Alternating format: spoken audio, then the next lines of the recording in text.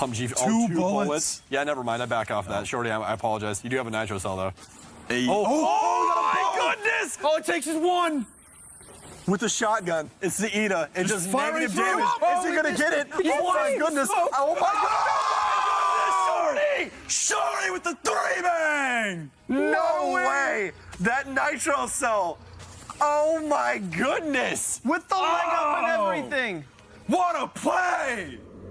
Shorty, I really wish just for a second you're a little bit like Flynn, because I really wanted your office chair to get thrown. I really wanted it. Just a little bit. Just a little bit. But what a round, ladies and gentlemen. Oh. Yes, we will watch that back. We will, Chuck. Welcome back, ladies and gentlemen, to the B-Leaguers podcast. My name is Flynn. I'm joined by Stokes per usual, and this is the B-Leaguers podcast brought to you by the Koyo Store. Head to thekoyostore.com to check out all of your Ubisoft officially licensed paraphernalia. The second series of pins releasing now. All the teasers are up currently on @thekoyostore on Twitter. Go check those out. Welcome back. We've been gone for a hot minute, and we do apologize for that. We've seen all you guys berating us in our mentions and our DMs and on Twitter and Twitch, letting us know that we're fucking idiots and don't know how to work a schedule properly. And you're 100% right, but our lives have been a little busy lately. Sam and I just got back from Los Angeles, casting what you just heard, which was Shorty's 1v3 clutch during Twitch Rivals. How you doing tonight, Stokesy? I'm doing great, buddy. I'm doing great. Our trip back from Los Angeles was complete dog shit, but besides that, I'm doing fantastic. I'm doing fantastic. So that's good, man. Because let's kind of break this down a little bit. So our last episode was on the 25th, which is about a week and a half ago, which is abnormal for us. The reason that happened is, we were going to do an episode on the 28th, I believe, 29th, something in that range, on the Saturday, and then it turned into the Sunday, and then it all became a mess because it was going to be Stokes' birthday, and so he was busy on the Friday, and then we were going to do it on the Saturday. Oh shit, Stokes is doing a drunk stream to celebrate his birthday because Friday he was with family. Okay, we'll do it Sunday. Well, shit, Sunday I'm playing the Go For. Okay, Monday. Well, we don't want to do half of NA because the play days for NA were Monday and Tuesday, so we'll do it on Tuesday. Well, shit, we get approached by Twitch to come do Twitch Rivals in Los Angeles on Wednesday. Fucking day possible. Yeah. On the last day. So we got approached to do, so our DMs, we actually got the offers the night we did the last episode of the podcast. So that was the Thursday night.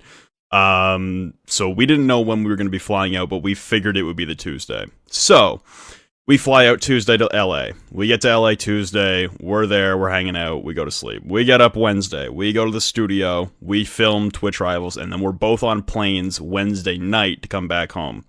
I'm jet lagged as shit. I come home and I stream all day to fix my sleep schedule. And Stokes is asleep all day, catching up on sleep because of the jet lag. So Thursday's out. And then Friday happens, and I don't know what happened last night, actually. No, Friday night I was busy playing CL Quals for Powerhouse.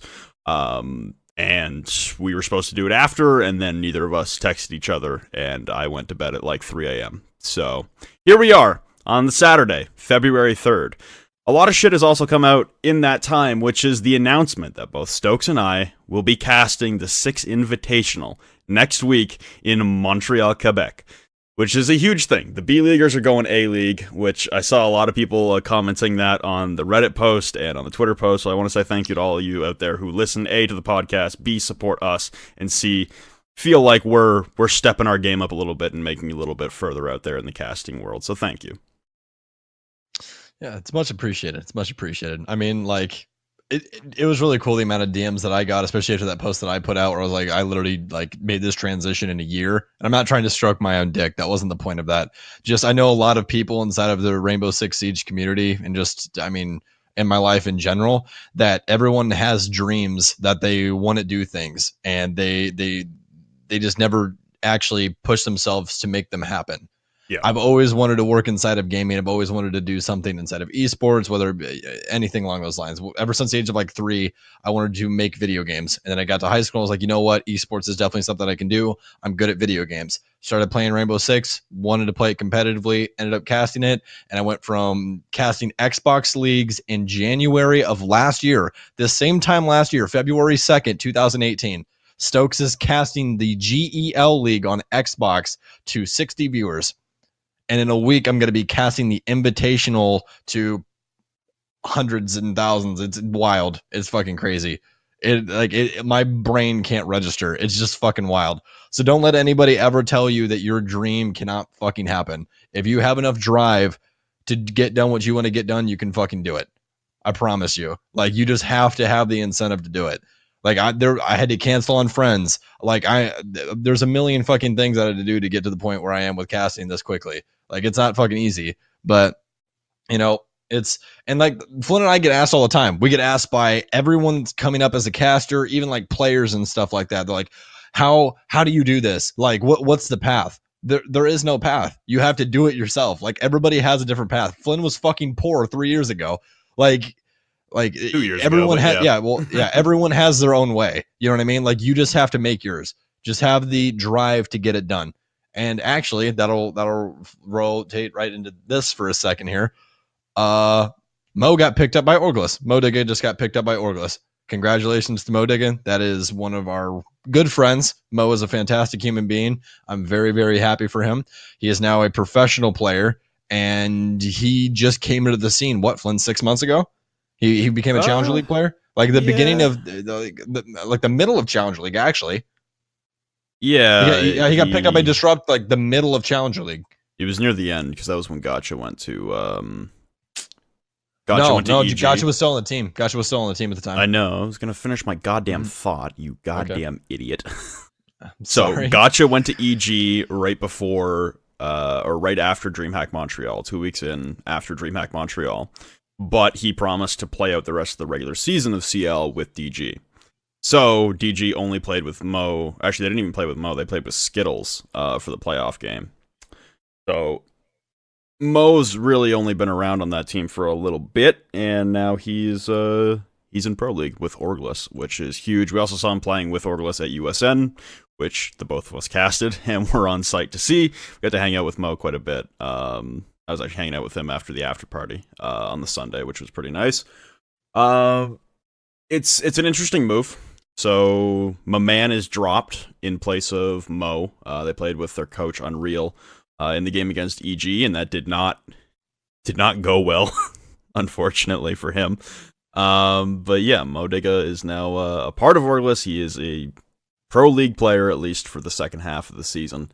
Doesn't have many immediate implications, considering we are now on like a 6-week break until the second half of Pro League, and Orgless will not be at Invite, but it's a change nonetheless, and I think it's a positive change for them. I think when you pick up a newer up-and-coming player as compared to a guy who's like my man, who's been on a lot of Pro League teams and been around the circuit a few times, there's a little more drive in there. There's a little less apathy when it comes to maybe Modigga's work ethic, and I think his potential is yet untapped. I think he still has a lot of room to grow, and I'll be interested to see how he does in the first couple of weeks and then compare that to the last couple of weeks of Pro League, because Orgless in the standings right now, let's be honest, they won't be vying for a land spot unless they literally run the table on the back half. Right now, they currently sit in 7th with 4 points, 1-1-5 record. They're not going to be jumping for any kind of land spot for a Season 9 final, but hey, the job now for a lot of these teams at the bottom is to avoid relegation. And if Mo can help them do that, and they can continue to make changes and improve for Season 10 and retain their spot, then fuck it. Absolutely. Jumping backwards a little bit, so Invite. I just wanted to clarify a few things because I have been asked this a lot. I actually just got asked this 30 minutes ago while playing in the SI playlist by some lovely people playing on PC while I was streaming. It was, am I casting Invite? So yes, first of all, I will be casting the Invitational. And second of all, what will I be casting? So here's the deal. Gassan, or as you guys know him, Milos, will be desk host for the Invitational, and I will be slotting right in where Milos would have been. So I will be partnered with Emzo. Devin and I will be casting. I don't know about group stage. I don't know if we're mixing and matching for group stage, because that's been a common theme for the group stages in the past. So we'll have to find out when we get there what everyone wants to do.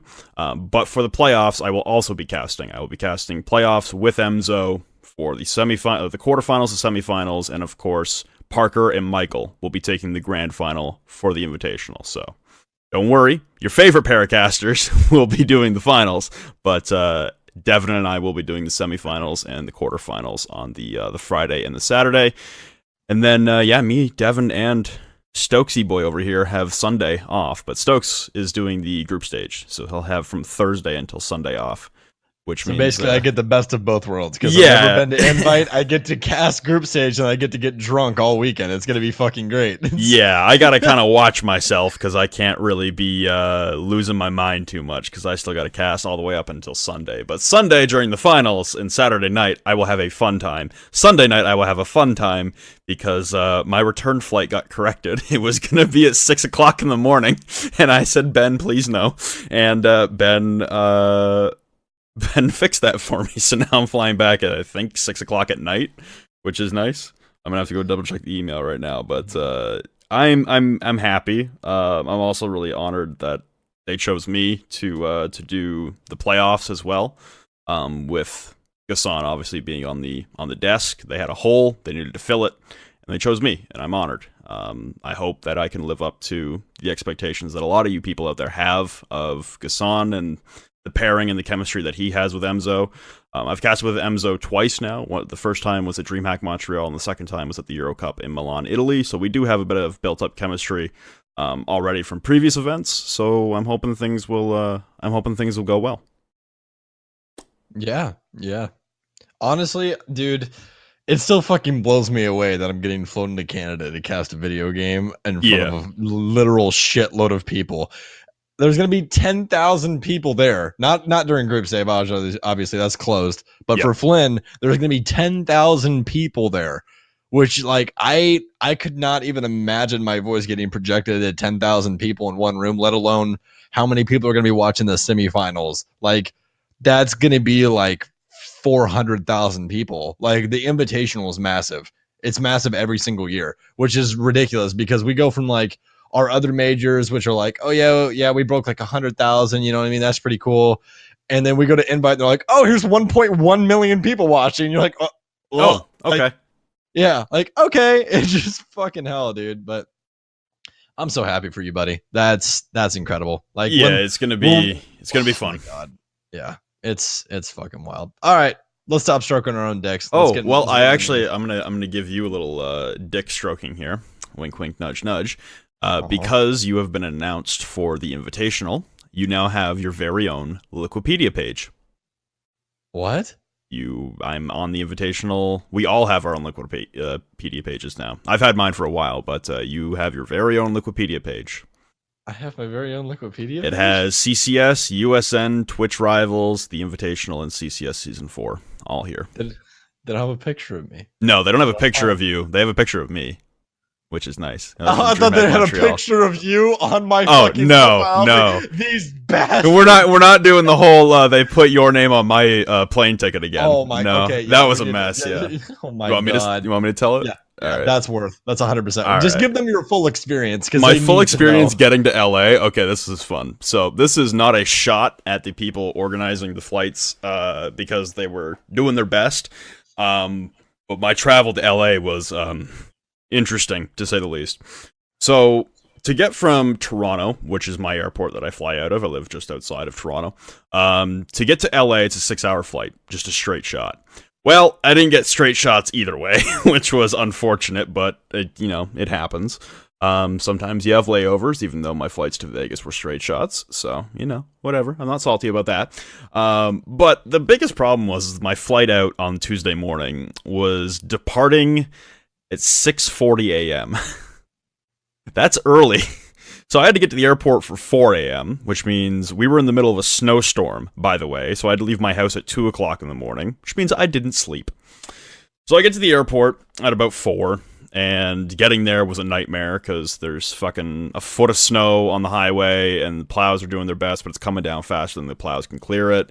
And trying to go, 100 kilometers an hour in snow, you're drifting a lot, and there's wind, and there's ice, and it's a shit show. So I get to the airport after that monotony of fucking pain.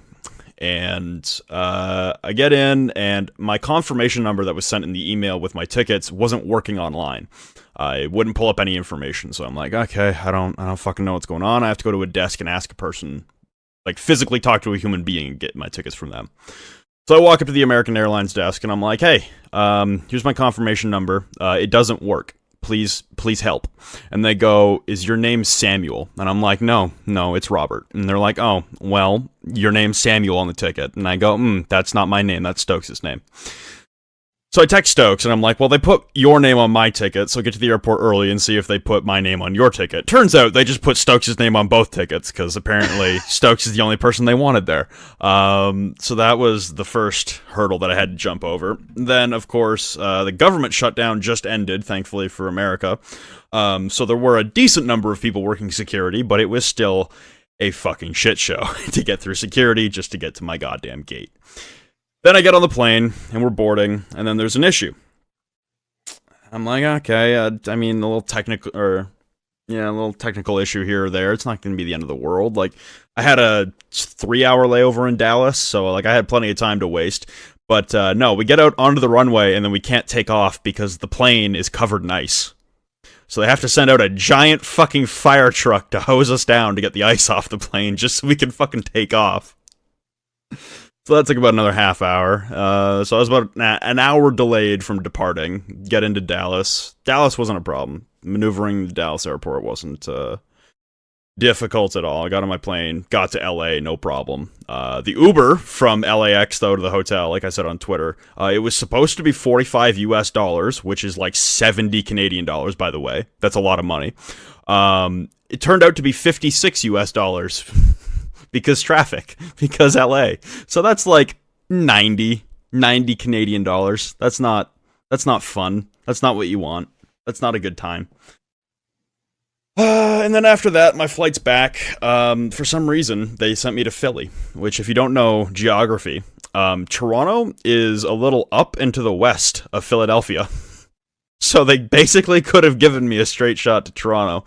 It took the same amount of time to fly from LAX to Philly as it would have taken to get from LAX to Toronto. But whatever. And then in Philly, when I was getting on my plane was stuck in snow on the runway, again, in Philadelphia. So we had to wait for a goddamn little bulldozer to come shovel all the snow out of the way of the fucking plane just to get back to Pearson. So that was my trip. Also, I got to the hotel. They sent me the wrong address for the hotel, so I went to the wrong hotel and stayed there for an hour and a half, and then they told me to go to a different hotel. And then I went to that hotel, and then they wouldn't let me into my room. And I'm just... It was a trying experience for the 48 hours that I was spent 28 hours of flying, and then 12 hours casting, so there wasn't really a lot of downtime to have fun in LA, unfortunately. Yeah, we literally more or less just like woke up and we're like, okay, we're getting McDonald's, and we got McDonald's, got in a fucking Uber, had them drive us to the studio, went to the studio. Flynn and I drank way too much Red Bull for any regular human being to consume. Yeah, like, by the way, guys, I'm pretty sure Flynn and I have a caffeine addiction. It's really bad. Like, I drank a large iced caramel macchiato at McDonald's, and then I had 4 Red Bulls there.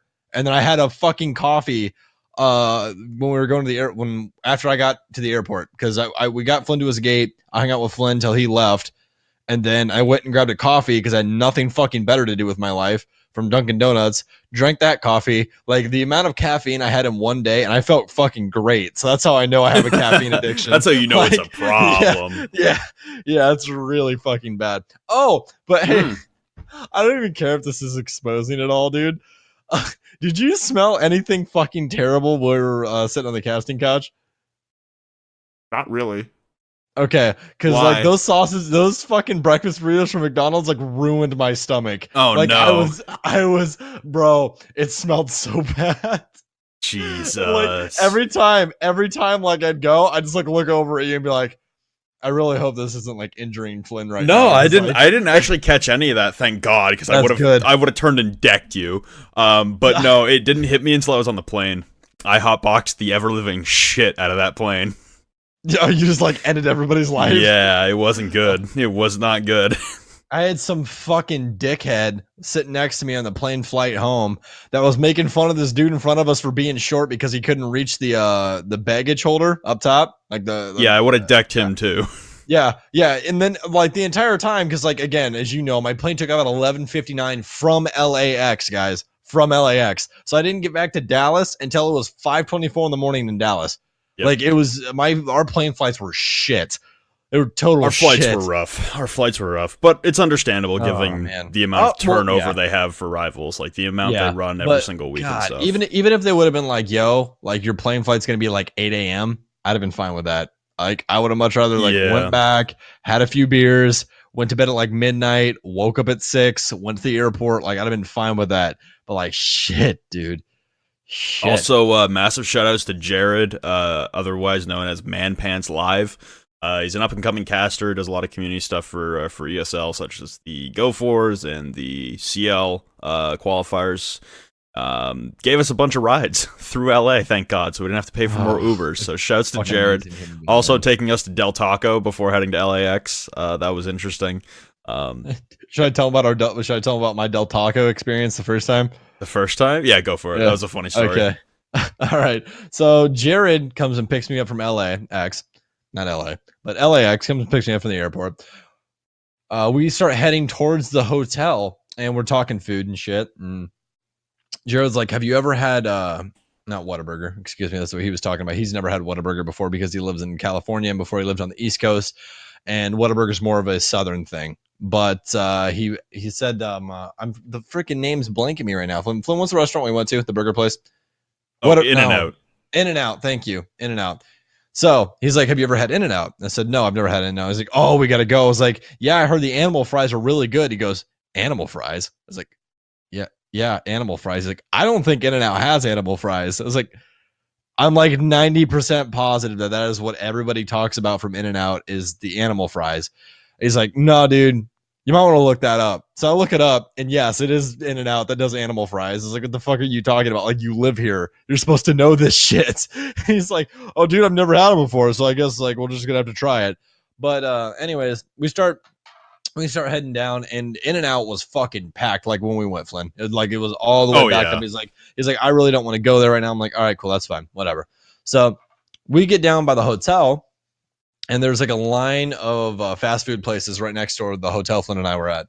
And there was a Panda Express, a McDonald's, and a Del Taco. And I was like, I've never had Del Taco before. You want to go to Del Taco? And he said, yeah, sure. Why not? I've never had it either. I was like, okay, cool.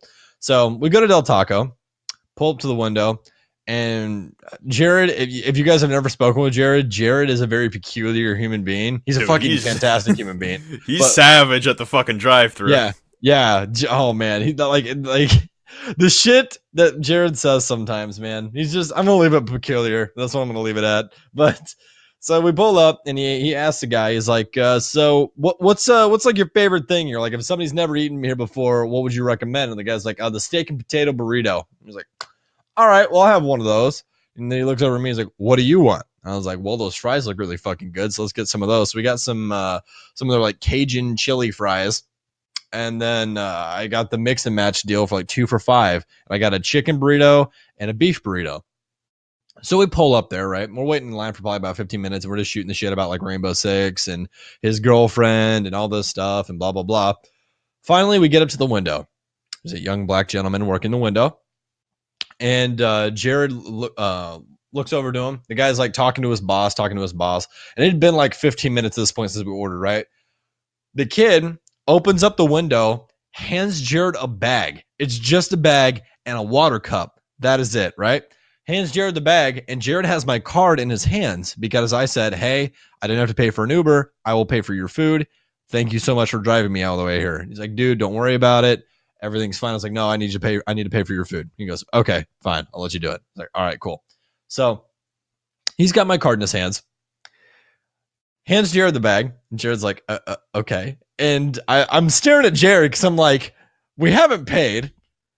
So is Jared just gonna drive off and steal this shit? Or what are we gonna do here? And Jared looks over at me and he's like, I don't know what to do. I was like, do whatever you want to do, dude. Like, it's your fucking car. Like, just do what you want to do. So he looks back to the young kid and he goes, are we good? And the kid goes, yeah, we're good. He's like, okay. So we just drove off. I'm like, all right, cool. We got free food for the evening. That's badass, right? Wrong. We drive over to the hotel parking lot. We open up the bag, and all it is chili fries.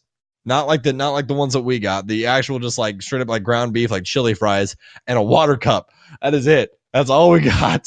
So we eat those, and Jared's like, you know what? Let's drive back. So we drive back, go back through the drive-through. Same kid answers the intercom. He's like, hi, welcome to the taco, blah, blah, blah. Jared's like, hey, we were just here, and we literally got none of our food. And the guy goes, okay, pull up. So we pull up to the window. Oh, shit, what the fuck? What the fuck did I just click? I just dropped my ring and like hit a random key on my keyboard and did something weird on Google. Anyways, so we pull up. The boss of the entire place comes over to the window, starts talking to us. He goes, what did you guys order? So we give him our order. He goes,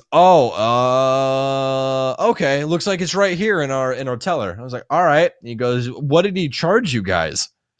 And Jared goes, I don't fucking know, dude, but I know he charged us. And he goes, okay, well, it says here like there was nothing charged. And he's like, all right. And he was like, tell you what, I'll give you guys 50% off for your guys' food if like I can run it again. I was like, all right, dude, that's fine with me. He's like, all right, cool. So I paid $5 for our entire meal at Del Taco for the first time. And we got and he gave us our other fries as well. So we got 2 orders of fries. We got a stupid amount of food. Like it was stupid as fuck. But also Del Taco is pretty good, by the way, in case for the people that haven't had Del Taco. It was pretty good, yeah. I would definitely go Taco Bell over Del Taco though. I would do Panda Express over both because I got into LA 8 hours before Stokes, and I went to the hotel and hung out, and I got to my room, I popped open the MacBook, I launched up the NA Play Day because it was like 5:30 Pacific, which was 8:30 East, which is when NA Pro League was on, the last day of NA Pro League. So I fired that up on the laptop, and I ordered on Uber Eats with free delivery, by the way, $10 of Panda Express, and that shit, I didn't even finish it all. I just left some of it in the room because I couldn't eat it all. So your American portions are quite large and quite cheap, but Panda Express was so fucking good. Oh my god, That's I need so good, something man. like that here. I Oh, you never desperately had need- it before? No, it's not a Canadian Oh. thing. It doesn't exist in Canada. It's so good, man. It was is so good. Oh. So anyway, Especially that was when you had like a long day and you're like, yo, I really just want to have like a fucking beer and some Chinese food. Like, Yeah. oh man. Whew. that was our trip to LA. New experiences all around for the both of us. It was a fun time, honestly. If I really hope we get to do another Twitch Rivals. That was so much fun. That was so much fun, honestly. By It the was- way, if any of you guys, and I hate to call people out, but any of you guys were the dickheads in chat that did not realize that Twitch Rivals is on the front page of Twitch and we can't talk about super fucking crazy mechanics because nobody will understand it, fuck you, you dickhead. Like, that was pissing me off when I was rewatching that shit. I was like, dude, we can't talk about, like, how in-depth these strats are because, first of all, there's not really any strats. Second of all, we had to talk about basic mechanics because we're on the front page of Twitch and a bunch of new people that have never seen this game before are debating on whether or not to get into our scene. yeah. So we're trying to help them stop being a cocksuck. Like, God. Yeah, so damn it, for that was pissing me anyone, off. anyone who didn't understand the format, this was our direction. Number 1, don't get too in depth. Keep it very basic. Keep it very relaxed. This isn't a cast. This isn't a pro league match. This isn't invitational. This isn't USN. This isn't a dream hack. Like, these aren't pro teams. These are streamers. Granted, there were a couple pro players in the event on either region. However, they were not running strats. They weren't trying. Everyone was trying to have some fun. So calm the fuck down about we're not taking it very seriously on the cast, because the players aren't taking it very seriously either. Second of all, yes, we were talking things, like we were being condescending a little bit to older viewers and people who watch Pro League. There's new people. We're on the front fucking page of Twitch. We're trying to invite new people in. And our secondary objective wasn't even to keep people on our stream. It was to pump viewers to the other streamers. Shroud, Bolo, Snakenade, Sasslin, all of them. Mo was streaming. We jumped in with him. Shorty, Justin, like all these guys. We were supposed to pump our viewership to them. Our main objective was never to keep and retain viewership. It was to provide a hub for everyone to watch the games from an observer standpoint, should they choose so, or if they wanted to jump in with the POV perspective of the players, they were more than welcome to do so. And that was our objective. So I think a little more communication of those aspects would be nice next time, and I think a rule change tweak would be nice as well for the next time around. Yes. Please. But for the most part, I thought no it was no unique spawn, dude. Yeah, no unique spawn was rough. For the most part, I thought it was a wonderfully run event. I thought it went off so fucking seamlessly. We never had any rehosts. We never had any drops. We never had like frame drops. We never had connection issues. We fucking ran through that shit so easily. Like, that was one of the cleanest broadcasts I've had, other than maybe the USN. Like, that was such a seamless, effortless broadcast. Hot news. What's the hot news? Coming in right now. Kilo from Spaghetti Monsters getting picked up by Rise Nation. Wait, what? Yes. Who'd they drop? Ghost. What? Hold the fuck up. Yeah, that's what's getting tossed around literally everywhere on Twitter right now. See, Sky is dropping a bunch of question marks. I'm scrolling through Twitter now. I don't see this. Spartan literally tweeted, whether or not Corey gets picked up, I saw this coming when I randomly met him in a ranked game months ago, knew right then and there how good he was, and that he's only going to get better. When he told me he didn't know what to do, I told him not to hesitate and just go up. So for anyone throwing around insults or shots his way, stay hating, stay jealous, won't get you anywhere. Anyways, we'll be figuring out our situation with CL quals ASAP. And everywhere else inside of every DM that I have that's like community shit, like he's getting picked up by Rise Nation.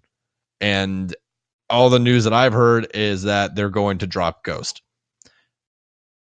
Well, okay then. Breaking almost news anyway. Lots of maybe concrete rumors. That's a dumb decision. Off rip. If that's my if I have an immediate reaction to that, that is stupid. You got a guy who's never played CL before, who's not even been in the scene as long as Ghost. Yeah, it literally that was what was said in one of my DMs. Like, they were like, I don't understand this move because he's never even played in a fucking league. Yeah, that's questionable as fuck, dude. Okay, all right. The only thing I'll say about it is, if it does happen and it does get full on confirmed that is what's happening, two things. One, I don't like to move away from Ghost. Ghost definitely deserves a spot. I definitely think there's some other shit going on with Rise right now that is just not what it should be. Secondly, give the man some time. Like, give him a couple games, because I'm telling you right now, no one thought Thomas was good when he came. No one thought Thomas was good. Even in Challenger League, people gave Thomas shit that Thomas was just a fucking PS4 bot and he was never going to be anything. And then he joins the Accelerate team as a fucking coach, comes on the main roster because they dropped Nyx because Nyx was playing like ass, and then completely changes how they've done within the fucking like last month. So, you know, give him time. He might be. I mean, he might be that good. You never know. So, I mean, they might have saw something in him and said, "Hey, we want him," and you know, just let the chips lay where they may. I mean, I guess that's their, as you and I love to use on this podcast, that is their hill to die on, because it truly is. They are in auto relegation spot right now. Yeah, there's a popular saying that I like to use quite a lot when it comes to a lot of things, and you've even heard me say it, Stokes. You don't make moves staring down the barrel of a shotgun. That is true. That feels to me like a panic move. Mm-hmm. That feels like that is not thought out quite well. Granted, Ghost has not looked as dominant in Pro League as he has in Challenger League. But shit, man, you gave him 7 games where you guys couldn't put together more than 4 rounds in a game until the very end against SSG. Yikes. If that is true, and especially it's not even so much the fact that they're dropping Ghost. I don't think he's the main culprit on that roster. I think there are a couple other names I would rather try and swap out for someone instead of Ghost. Yeah. I mean, I don't give a fuck. I'll fucking say it. I think that they need to switch out Beastly, 100%. Beastly? I was gonna say Vandal. I think Beastly's doing the best he can right now. He's just in a rough spot, dude. He is, and I think his roles aren't exactly what he should be on. prefers. Yeah, I think honestly. I mean, last game when they beat SSG, he was playing Sledge Jaeger. See, there's a person who gets neglected quite a lot in the pro scene because he's not in the pro scene anymore, and that's Chap. And someone like Chap is, I would probably say, a more clutch version and a more versatile version of Goddess in that he fulfills your breach and your anchor role, but holy fuck is Chap so goddamn clutch. And I feel like if Rise were instead to drop Beastly and pick up Chap, that gives them better mobility as far as their fraggers, because then they can send out a trio frag stack of Hyper, Ghost, and Beastly. Beastly is more primarily a fragger. That's where he excels as compared to like more of the flex anchor role he's been given. Like he's playing Pulse a lot and not really fragging out on Pulse. He's been tossed around in a couple other roles on attack too. Like he's been the Buck a few times. He's been the Sledge a few times. Like obviously you have Hyper and Ghost, so those are your primary fraggers, but I think if you split the share of fragging and really try to, and I hate to use Reciprocity as a motherfucking example, because I'm still not convinced. I don't care what they've done so far. I'm still not sold on Reciprocity. I think with the amount of VOD work that's out there, they might have a very tough time in Montreal in group stage, especially in the group they're in. But to move past that and let that go for a second, to use Reciprocity as a model, they do have a 3 frag stack right now. They have Mark as their hard support, they have Retro as their flex flank hold on attack, and on defense he anchor/flex. And then you have the 3 devastating fraggers of Waxing Skies and Fox. If Rise were to switch towards more of that model with someone like Chap, doesn't even have to be Chap, but someone out there who could fulfill that role. I mean, Avian even, Neptunes was actually on that squad months ago fulfilling that role. There's other guys out there who can fulfill that specific role and allow a trio of Beastly, Ghost, and Hyper to frag out. I feel like that's a much better situation to be in. It's a much better composition of their players to start acquiring some more dominance in rounds, because man, they've looked soft on basically everything. Like their direction looks soft, and I don't know, like, what, you're swapping out one fragger for another who's never played CL at the very least? Kilo's never played CL, dude. He's a CS convert. I don't know how much people out there know about Kilo, but basically, like, man, that's rough, man. You're getting a guy for his fragging ability, and you're dropping a guy who was supposed to be there for his fragging ability. There are other problems on this roster, man. Fragging is actually not the issue on this roster. It's direction and anchor support, man. It's your supports and your anchors on attack and defense respectively that aren't fulfilling their roles, and the communication seems to be more of an issue than anything. Like, I think England has lost a little bit of control of the team, like I've said a couple times on this show. I think that there's way better options out there as far as fixing your anchor and flex position, and put Beastly in a goddamn position to succeed, man. He's not in the roles that are tailored for him. So I think you're kind of right here, Stokes, in that, yeah, maybe Beastly should be on the chopping block, but I think it's also at the fault of the rest of Rise for not putting him in a position to succeed. Mm-hmm. So either put Beastly back in a position where he was the complement to Vert way back in the day, or make an entire change for that kind of flex role for someone who can play flex. But Kilo's not that guy. Kilo is absolutely not that guy. Kilo is going to be another fragger. To come in and replace Ghost? Jesus, man. That's a desperation move. No one said it was smart. No, That's what we do here on the podcast. We No. call them fucking dumb. no one said it was smart. That's for goddamn sure. And like, dude, and the sad thing is, like, I have so much respect for the boys on Spaghetti Monsters. Like those, like Spartans team, they're a lot of fun to watch. they're interesting. I will say that they don't bend to convention. They're their own thing. They've got their own idea of how things work, and that's what I really think that Rainbow Six is centralized around. Is just what is your idea of how things that should be handled, and like that's something like I had to talk about with the guys on 92 Dream Team. Like when I had conversations with them, I was like, look, like there are some things that are just a standard set in stone thing inside of Rainbow Six Siege. Like every team, in order to succeed, has to do these things. But there's other things that are just more or less your opinion on how things should be handled, and that's really it. I mean, that's where gameplay changes happen, is with shit like that. You know what I mean? So like, for instance, like Flynn, you and I have completely you and I have similar play styles. We really do. Like we think first and then act later. We're like, okay, what's the best way to outplay this person? We're not like, give me the straight up gunfight. That's all I want. Like you and I more or less focus on how do I get this dude to fuck up to where I have the optimal chance of beating him. That's it.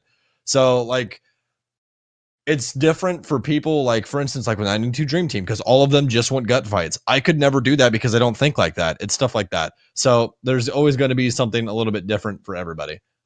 That's what I love so much about this game. So, but I completely agree that the Kilo move, I don't like it. I don't like it at all. Yeah, I'm not on board for this. And I mean, I'm looking at Rise's first 3 games of the second half. They have SSG off rip, which God knows how they're going to look. Honestly, they've, as much as they're my hill to die on, they have not looked good. So they have a rematch of the game that was just played. It's actually a duplication. It's literally just, it's week 7's matches all over again in week 8. So SSG plays Rise, and then they play Orgless. That might actually be a couple free wins for them, depending on how they play and how this Kilo move works out, if it does come through. The problem is going to be their back half, which is Reciprocity, EG, EXG, Rogue, and then Dark Zero to round it out. So I have a feeling those first few play days are going to look actually pretty decent, and then things are, again, they're going to fall off for them. Because they've proven they cannot outfrag Reciprocity. They've proven that they can go toe-to-toe with a couple teams out there. As far as like SSG, and their first game of the season was against Dark Zero, and they only lost 7-4 to them. And I say only because there were other games where they got their shit kicked in. They hung with Rogue as well, 7-5 loss. But yikes. That's a stupid fucking change. Without seeing any evidence of what it's going to look like at the end and what the next 6 weeks will bode for them as far as how they can change strategies and chemistry and format their lineup to be more successful. Like, there's a lot of time here to make the roster move work, but off rip, I'm going to call this a D- as far as grading it for a roster move. There are far better options out there who fulfill much better positions that are clearly an issue on this team. And that's kind of all I have to say about the whole topic, because we have a lot of other shit to get to, and we're actually chewing through time right now. We are 43 minutes deep, and we haven't talked a single second about Pro League. Oh man! Remember when I said it wasn't going to be a 2-hour episode? Yeah, I lied. I fucking told you. Yeah. I was like, because like literally, it's funny, guys, because I tweeted out on the B Leaguers podcast Twitter. I tweeted out, I was like, hey, we're gonna have a massive episode coming up, and then Flynn's like, I don't think it's gonna be that long. Nah, it's not gonna be that long. Fucking bet. Like, well, that's why we're drinking. By the way, we're 45 minutes deep, and we haven't even said we're drinking. By the way, while recording this, so, things might get off the rails. Yeah, things might get off the rails a little bit here. And I'm switching to tequila after I finish this Guinness, so I'm still mainlining my lemonade and Ciroc until the bottle's empty. So, oh man, might sound like some SI playlist after this, honestly. Yeah, I could feel that. What's up, fuckers? I was just playing it, man. It's good. I broke down and bought all the remaining packs. So I spent the fucking $75 to get my you wanna know how goddamn much skin. Rainbow controls my wallet? Yeah. Right when the day that shit came out, I dropped $100 on R6 credits. 100%. Yep. Right when I saw it.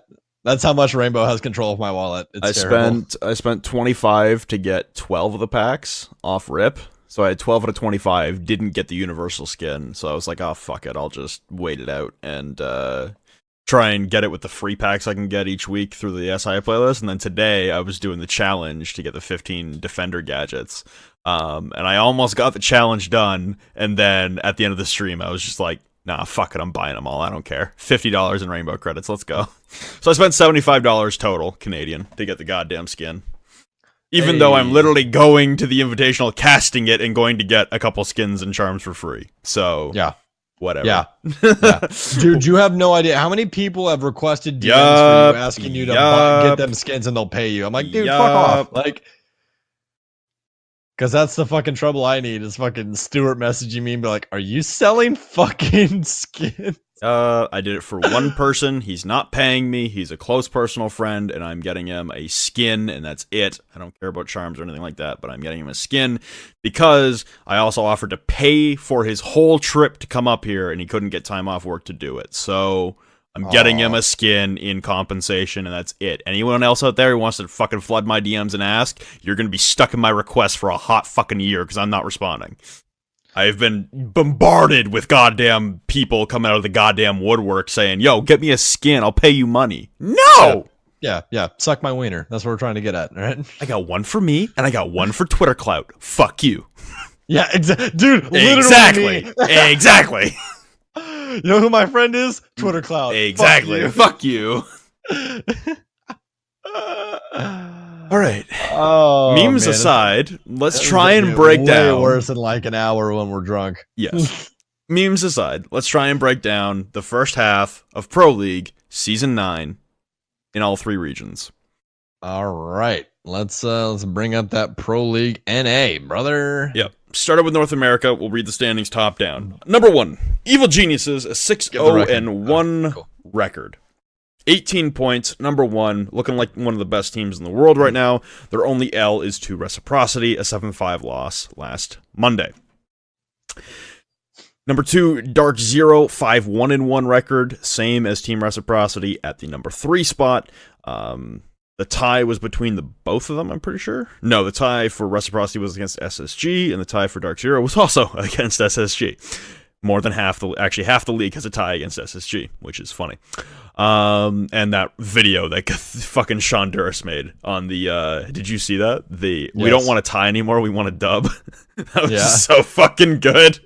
I love them so much, dude. Oh, I love SSG. Sean is such. I hope they never leave. I'm pretty sure they're gonna be there. I think Sean and all their. Oh yeah, they were there for USN, and they were actually at DreamHack Montreal as well. Yeah, they're coming. Number 4, Rogue, a 3-1-3 record. Not exactly what we all predicted coming out of the break to start the season.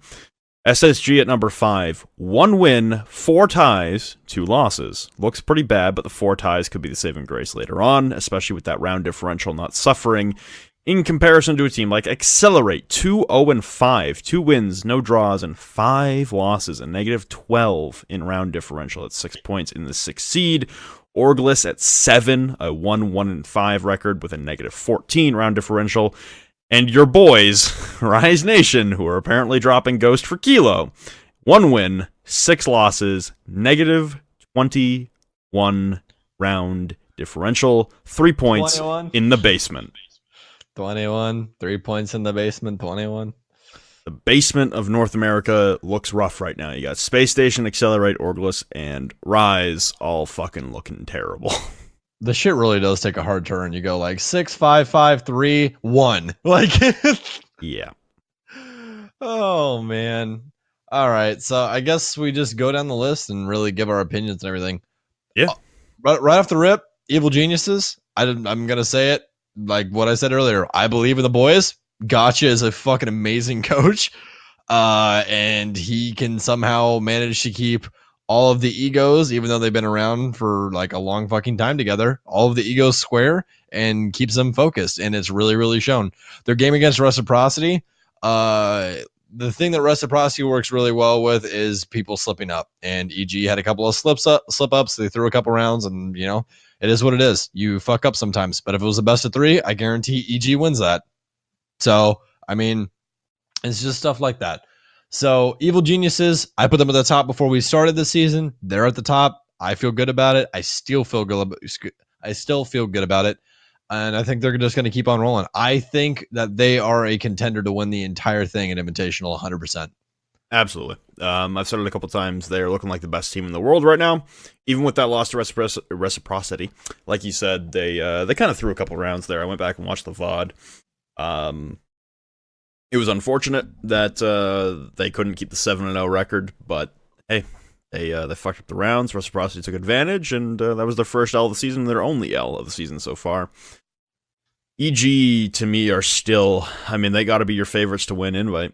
They got to be. I don't care who you are. I don't care what you've seen.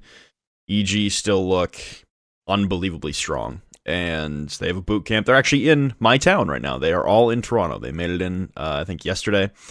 To come in. Hanging out with them at all? I don't know. I'll have to talk to them, see if we can go grab some food or something before we all fly out on Saturday. But if not, I'll see them all in Montreal anyway. Yeah, you can kiss Troy there. Yeah, bet. Him and his fucking blue hair. God damn. Have you seen that picture? God, I retweeted it. Yeah. It looks so bad. It looks actually so fucking bad. You know what? Props to him for doing it, because I wouldn't have fucking done it. Shit, if someone was going to give me 500 subs on Twitch, yeah, I'd probably dye my hair whatever color they wanted. Mind. I didn't know the context. Yeah, that was the deal. If he got 500 subs, he would dye his hair blue. I will shave my fucking head. I don't give a shit. Dude, I'd dye it in a fucking rainbow. I'd put Ninja to shame. Give me the money. Number 2, Dark Zero. Immediate impressions so far, I would say they still look a lot like they did last season, which is very, very good. The question remaining is the high pressure games for them. We saw it in the Invitational qualifiers. We've seen it at the end of the season last season, that game to make it to Rio against Rogue in week 14, where they choked.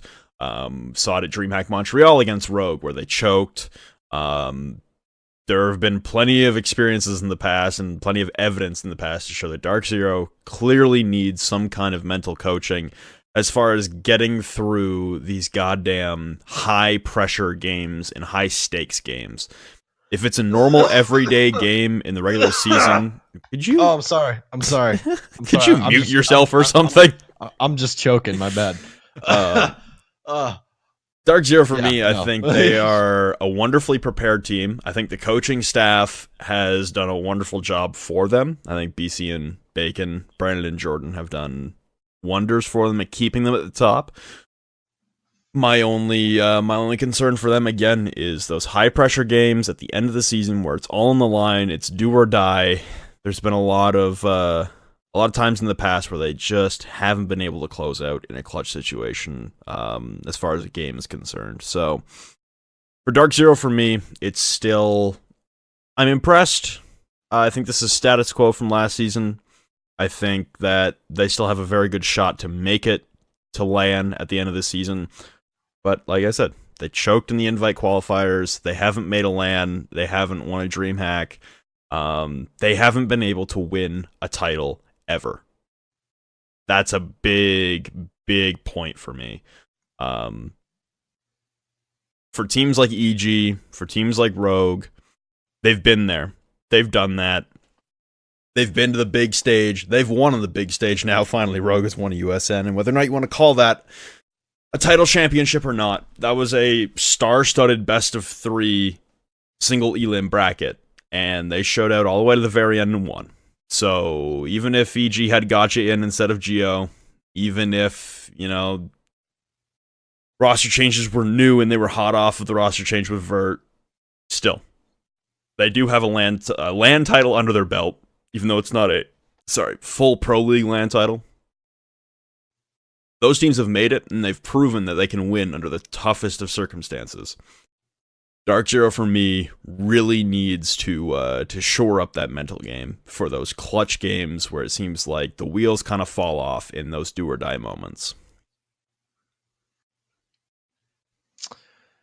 Honestly, I feel like they've just been plagued by choking the entire time they've been a team. Like that's with complete serious talk. Like that has been their main issue the entire time. I don't know whether it's just like mental fortitude once they get in those situations, but I don't know, man. Like the invitational qualifiers were just a fucking blunder, and like those weren't.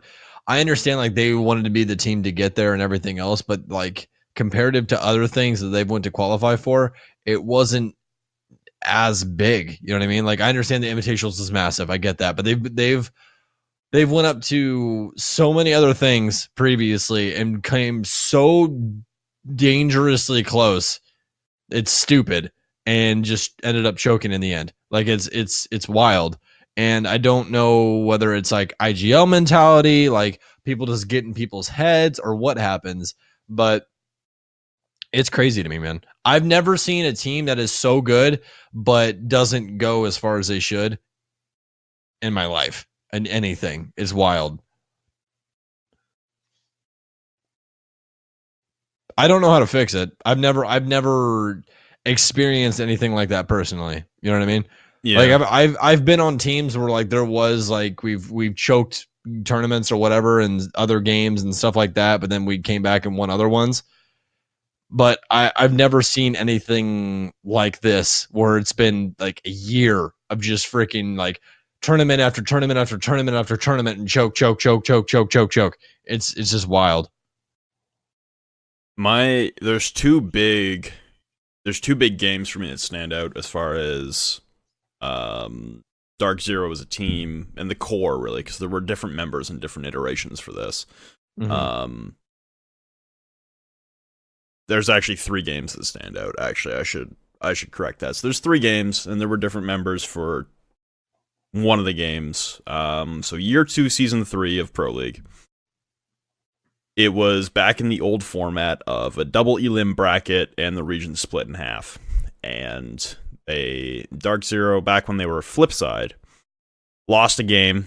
They were in they lost the game to EG, and they got sent down to the losers bracket portion. The winner of that game went to LAN, and they were playing Infamy at the time, who is now known as Rise Nation.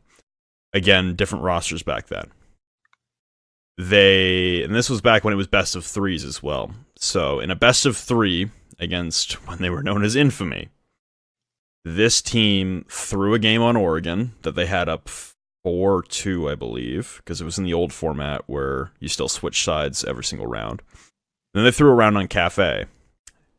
They had the option to go train on Cafe, and they decided to go Bakery on Cafe back in year 2, season 3 against Infamy on the last map. Cotton throws a vault cam outside, jumps out the second floor red stairs window, gets 2 picks off rip. It's a 5v3 on a Bakery defense. All you have to do is hold out. Cotton gets aggressive and greedy, jumps out again, and gets shredded. Within the span of 15 seconds, it goes from a 5v3 to a 2v3. And they lose the round and lose the game on match point, series point on Cafe. Infamy goes to LAN, and F3 stays home. Fast forward almost exactly a year. It's about 10 or 11 months. It's DreamHack Montreal. Then known as SK against Rogue in the semifinals of DreamHack Montreal.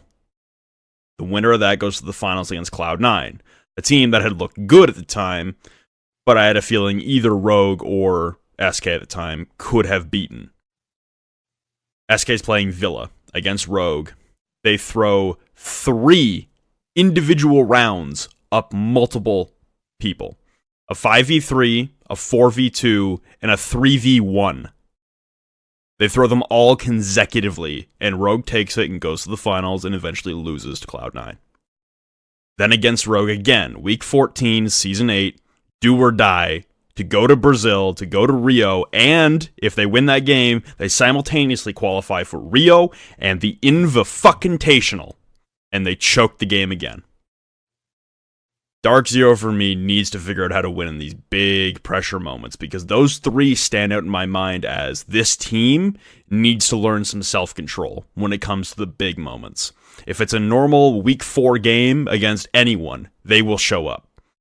If it's week 14 or week 7 or do or die in the losers brackets, the invitational qualifier, or the semifinals of DreamHack Montreal, or the goddamn losers bracket final for year 2 season 3, they find a way to choke. They find a way to choke extremely fucking winnable situations. And they gotta fix that. So while they are currently... I've seen ranked stacks choke less than fucking SK, dude. Yep. Excuse me, Dark Zero. It's fucking wild. I'm telling you, dude, it is crazy. And it feels so bad because they are such an OG team. That core of Hot and Pojo and Mint has been around for years. They have changed the peripheral members multiple times, don't get me wrong. But that core of 3 has always stuck together, and they have always been inches away and could never make it. And it hurts, dude, because they're so fucking good. Yep. Like I've always been a fan of Hot and Cold. Always. Like all the way back to fucking like year 1, season 2. Like always been a fan of the Hot and Cold. And it just sucks for them because like they're good enough to make it, and it's just you don't see it. You don't see it come to fruition in the moments where it needs to happen. So, and the shitty thing is, you go, well, then they need somebody there. Okay, well, why the fuck do you have 2 coaches on payroll then? Legitimately, why do you have 2 coaches on payroll then? If You're extremely robot right now. Hold on. Hello? Hello. Can you hear me now? Yep, we're good. Okay. Oh, you changed the region back to Central? Yeah, I guess the East server was like going out or something. Maybe. All right. Anyways, my argument for that is if you need someone to coach you through that, why the fuck do you have 2 coaches on payroll then? Why? Yeah. You have 2 fucking coaches there and you can't fix an issue like that? Like they need to get that figured out, dude, because they're within fucking pissing distance of being inside of the Pro League land for this coming season. Yeah. So my other concern for Dark Zero is the number of rounds they've had to play in their games. So going through all 7 of their games for the first half of North America, a 7-4 win against Rise, which was Rise's best result up until week 7, which was the first win they got for the season against SSG. Yeah, keep going. I'm gonna grab my tequila. Yep. And then it was a 7-5 victory against Rogue, in which they probably shouldn't have even gotten the round because of the botched rehost call. Then you have a 6-6 tie against SSG. So you got a lot of rounds being played. And then you have a 7-4 against EXG. Again, a situation where it probably could have been a freer win than that. And round differential will matter at the end of the season because of tie breaks. Then a 7-5 loss to EG. Understandable. Best team in North America against the second best team in North America. You're going to have some depth in that game. Then a 7-4 win against Orgless. Again, allowing Orgless to pick up rounds. And I'm pretty sure Dark Zero had an extreme lead in that. I think it was like 5-1 going into the half. I don't remember completely because that was one of the games that wasn't streamed. And I went back and watched the VOD for. I might be wrong on that. Someone please feel free to correct me. I think it was actually a 4-2 lead heading into the half. And they allowed Orgless to claw back a little bit there. Then a 7-5 win against Reciprocity. Again, a good team, but you're going very deep in these rounds, and that leaves them at a plus 11 round differential right now, versus their counterparts in third, and the only reason they are in second right now is because of head-to-head matchup. They're currently up 7-5 over Reciprocity in head-to-head rounds. Reciprocity, who is in third place, who we said probably wasn't going to do all that well that season, has a plus 17 round differential, because they've been closing out the sure wins a lot cleaner. 7-2 against EXG for Reciprocity, 7-1 against Rise. They actually took the win against EG 7-5. Granted, Orgless got 5 rounds against Rec, and again, it was a situation where Reciprocity could have closed that game out a much quicker. Dark Zero's been going deep into rounds and deep into games, and that's a little concerning. Honestly, it might just be something along the lines of they've always been a very structured team. We know that. They've always been a team that relies heavily on strats. They're rigid. They don't adapt very well. And that just might be a byproduct of that. I think that they need to work on their adaptability. I think that they honestly might need to give Nyx a little bit more breathing room, because I feel like Nyx brings that X factor to that team. Everything changed when they brought him on the roster. They performed so much better, and they were having a lot better showings inside of their matches. I feel like if they allow a little bit more fluidity instead of just hard set strats, because like what we said before, like when we were talking to Gotcha, and he was like, look, BC and BKN are both from the era of when EG was rigid. That's why Penta won last year's Invitational, because they adapted and EG couldn't. Look at EG now. EG adapts. They do very, very well. And Dark Zero is still in this old-fashioned style of playing where everything is rigid. They do these same strats over and over again because they don't want to show the better strats for when they get places. Well, that would help if you actually got places. So be fluid, work on that, and I feel like they find success. Well, I think it's a pretty good transition from a more rigid team. I think the rigidity for Dark Zero comes from preparation. They still, to me, are the most prepared team heading into every single game in the entire world. They don't rely so much on that counteractive nature of counter-stratting, which, you could look at either way as a death sentence or a strong point for them. But in stark contrast to that is Team Reciprocity, who look like they don't have any strats whatsoever, and yet still manage to fucking counter-strat the living shit out of everyone in North America, who currently retain the number 3 seed at a 5-1-1 record with a plus 17 round differential, 16 points. The first half of NA look like a real contender heading into Invite, and that's not something I imagine myself saying 4 weeks ago. Yeah. I honestly, did either of us have them in the top 4? I had them in the top 4 when we talked to Ranger, because I said maybe they would outfrag everyone, and hey, look at that, they're outfragging everyone. So, other than that, I mean, I did not peg them as a top contender, especially in the way that NA has broken down. I did not expect Reciprocity to be so dominant against the lower tier teams either, because teams like Orgless, teams like EXG, teams like Rise, they will also rely on a little bit of counter-stratting, not simply because that is their playstyle, but because they don't prepare as many strats as a team like Rogue, like SSG, like Dark Zero. So they rely more on their ability to maneuver themselves and counterplay their opponents, and whether or not that's worked out for them so far is a completely different conversation. But Reciprocity honestly don't look like they have many strategies. They look like they have skeletons of a strategy. They have the metal base, but they don't have anything built upon that, and they built it up mid-round. And for a reason that escapes me, I don't actually have much of a reasoning behind it. They have the ability right now to pick apart top-tier teams and make them pay for their mistakes. It seems like Reciprocity are playing very much the way, and I don't want to use this comparison because it's not exactly similar, but it's eerily recognizable in their playstyle. It's almost kind of like Old Supremacy, who then turned into Vitality, in which that they also didn't have a lot of strategies, but what they excelled at was waiting. Their patience back in the day was fucking unparalleled. And they would wait until the last 30 seconds to make anything happen. Do you want to say it, or do you want me to say it? What? There's 3 things in life that are assured: death, taxes, and that Vitality will push in the last 30 seconds. Basically. And it's not that Reciprocity were taking that exact mold on attack, but it seems like they've picked up a lot more patience, which is weird considering their old iteration of the roster had Goddess on it, who was a notoriously patient and reserved and conceptual player, versus picking up a player like Skies, who is notoriously a very entry-heavy, reactionary-heavy player. So the mindset shift for Reciprocity has been a wonder to watch so far, but it brings into question, will it last?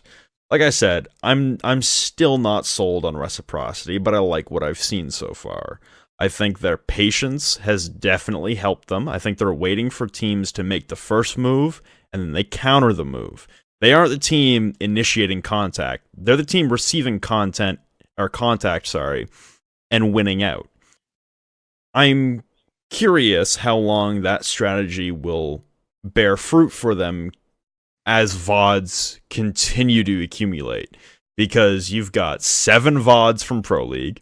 You will have another guaranteed 2 VODs from the invite group stage. If they make it out of groups, they could have 3 VODs from groups. They could have 4 if they make it into quarterfinals. They could have 5 if they make it into semifinals. And you got to remember that invite is best of 3 in every single game.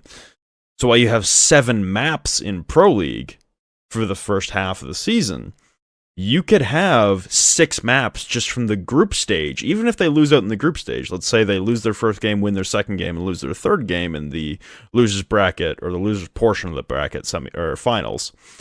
They'd have 6 maps, which is almost the same number of maps they have in Pro League. You put those together, that's 13 maps to look back on as far as Reciprocity's playstyle.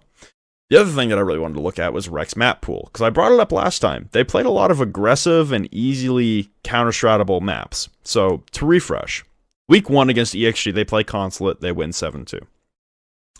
Week 2 against SSG, they tie 6-6, they play Coastline. Week 3, they beat Rise 7-1, they play Border. Those are some pretty frag-heavy maps. You go into Rogue, they play Consulate again, they win 7-3. Orgless, they play Border again, they win 7-5. EG, they play Clubhouse, and that's the real aberration for me, is that they beat EG on Clubhouse 7-5. Then you go back to Dark Zero, and they're playing Oregon of all maps. My concern for Reciprocity is their map pool and how easily that can be picked apart in a best of 3, considering your bans in a 7-map pool won't benefit you the most when you're trying to stay away from the maps like Villa, when you're trying to stay away from the maps like Clubhouse, when you're trying to stay away from maps that don't benefit your running gun playstyle and your reactionary playstyle, where you definitely need hard set strategies.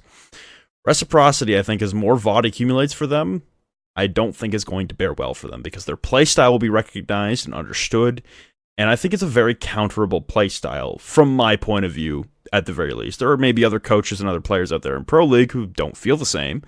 But from what I've seen so far, I have a feeling that Reciprocity, the more time goes on, the success will not come in droves as it has so far. Mm-hmm. I definitely agree with you on that one. Just due to the fact that just notoriety of, it's just a saying of sports in general. The more tape you have on something new, the easier it is to counter. So the more they play, the more matches they play, the easier it will be for these people to figure out what to do. EG was close. They were really, really close to getting it all figured out. Again, they just choked a couple rounds and it didn't work out for them. So the more play they get, the harder it's going to get for them. There's only so many superhero plays you can make. You know what I mean? I think the easiest comparison to make for this, and I apologize to anyone out there who doesn't follow American football, who listens to the show, because I know there are a lot of you out there who listen to the show who are from other countries and other continents possibly, who don't follow American football. But I'm going to use this analogy and this reference because it does fit so well. At about week 7 of the NFL season this year in 2018, the Baltimore Ravens subbed out Joe Flacco for Lamar Jackson. Lamar Jackson was a second-year quarterback who was a very mobile quarterback who didn't really play into a pro style all that well. He played college football extremely well. His pro football, his pro system analysis and work needs some work still to this day. But the Baltimore Ravens rolled out Lamar Jackson, a brand new quarterback with a brand new play style, and they changed the playbook immensely. And they ran a very college read option, very reactive play style to run the table on the back half of the season, when about week 7, everyone counted the Ravens out. They said there was no fucking way the Ravens were going to beat out the Steelers and make it to the playoffs. They needed some help in the Steelers losing a few games that they probably could have won if they had, say, Le'Veon Bell in and Antonio Brown not missing the last game of the season. Regardless, they make it to the playoffs. And they get fucking shit-stomped because there was another 7 VODs or 7 weeks of gameplay to watch on Lamar Jackson, in which he didn't make reads very well. He did not stand in the pocket very well. He did not play professional football very well. He played college football against professional teams very well. He got read like a motherfucking book after him a decent amount of time, and they got shit stomped in a do-or-die situation because of it. I see the same thing happening for Reciprocity. They may continue success in the back half. They may have success at Invite. I don't see this playstyle lasting very long for them, though, because it is not well thought out, and it honestly does not look that difficult to counter, so long as you exercise some patience against them, because they are very patient themselves right now, and that they will let you make the first move, and they want you to make the first move. As soon as you do that, dominoes start to fall. For Reciprocity, their key needs to be evolution. Their key needs to be changing their mentality and playstyle heading into Invite in the back half of the season, because if they maintain the way they are, I don't see them going very far.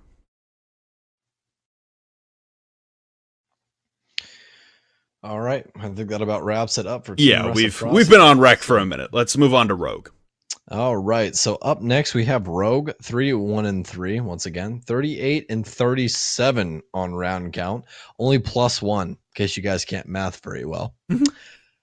10 points, sitting in 4th place right now. Rogue is in a really weird spot. I really think that this is the back half of what really is happening from their most recent pickup in Vertical. So I feel like they just had a very shortened honeymoon phase.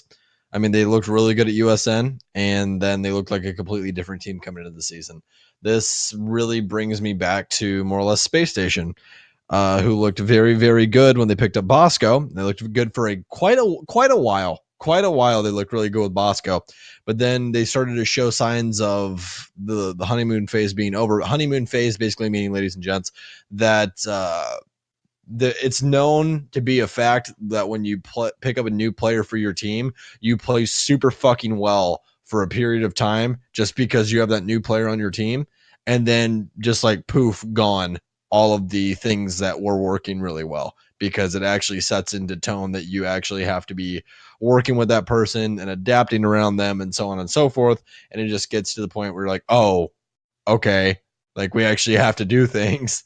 So that's what honeymoon phase means. Basically, it's a period of time where you play really well because you picked up a new person. So some teams get it, some teams don't. Mo and Orgless might get it. Kilo, I, soon TM, blah, blah, blah, blah, might get it with Rise Nation. We don't know. But that is basically what we mean by that. So I feel like that's over. I think that they are currently trying to figure things out.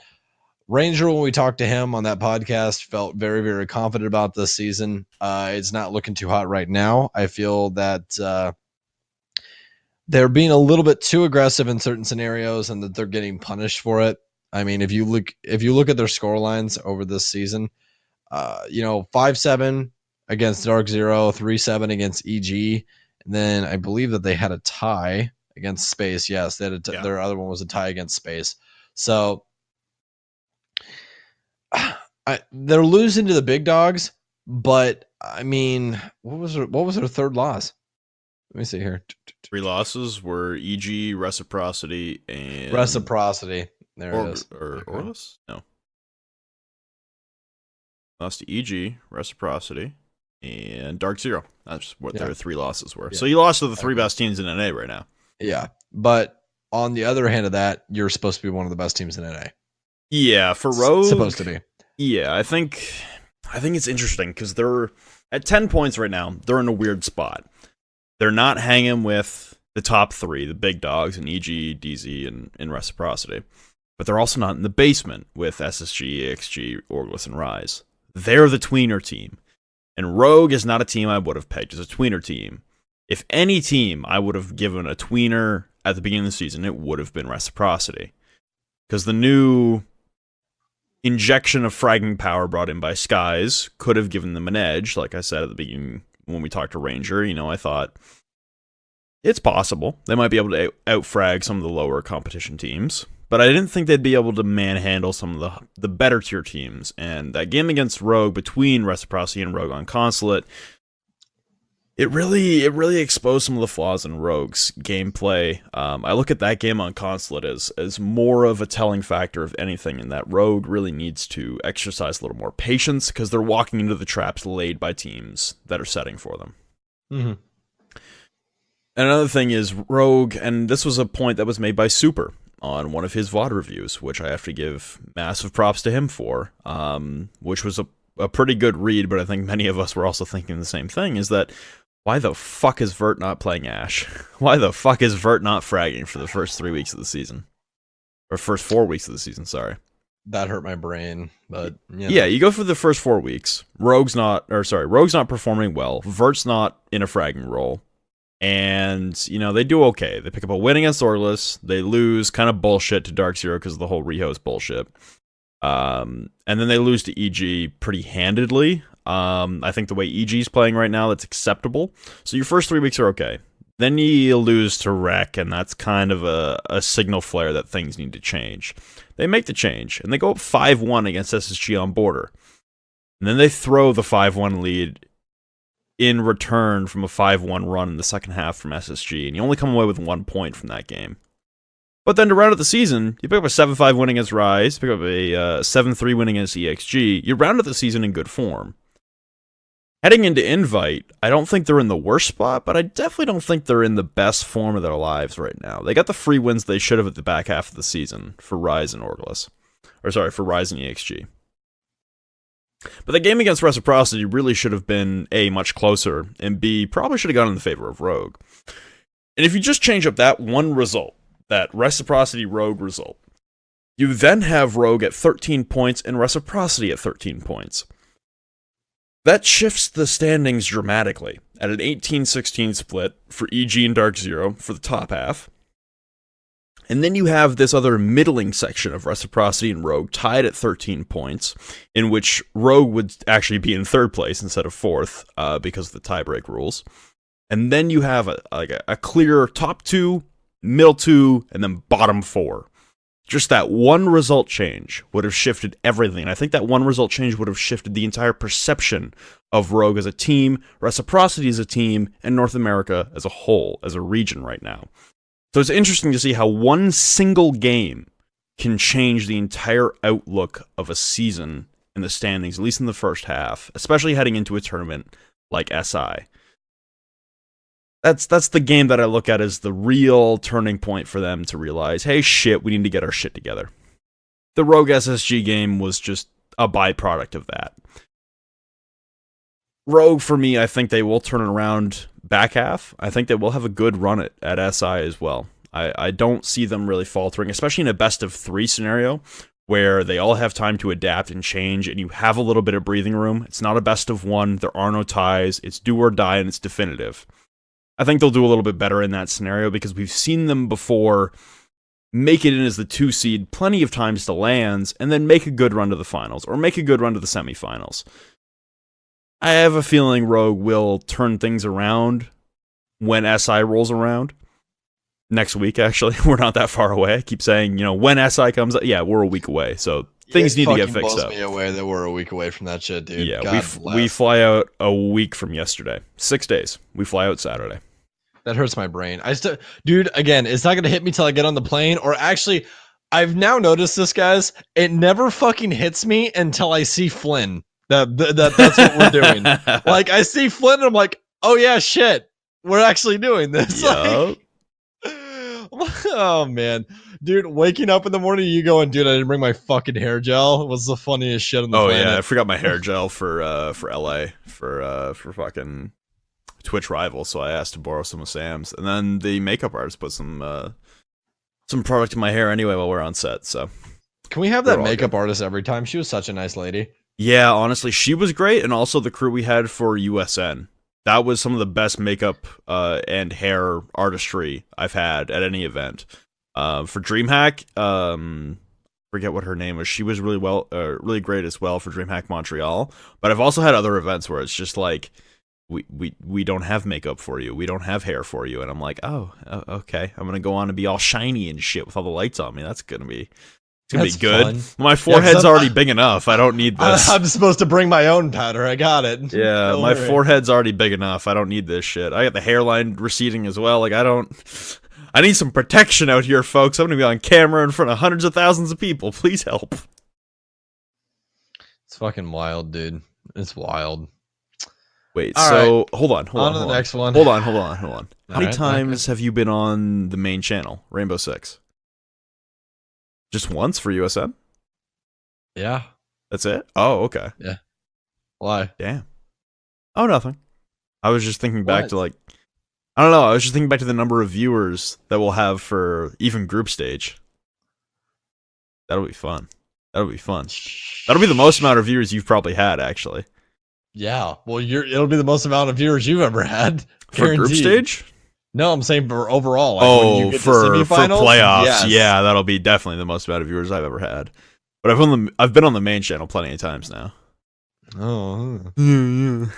So I mean, I had I had DreamHack Montreal. I had the Canadian Nationals. I had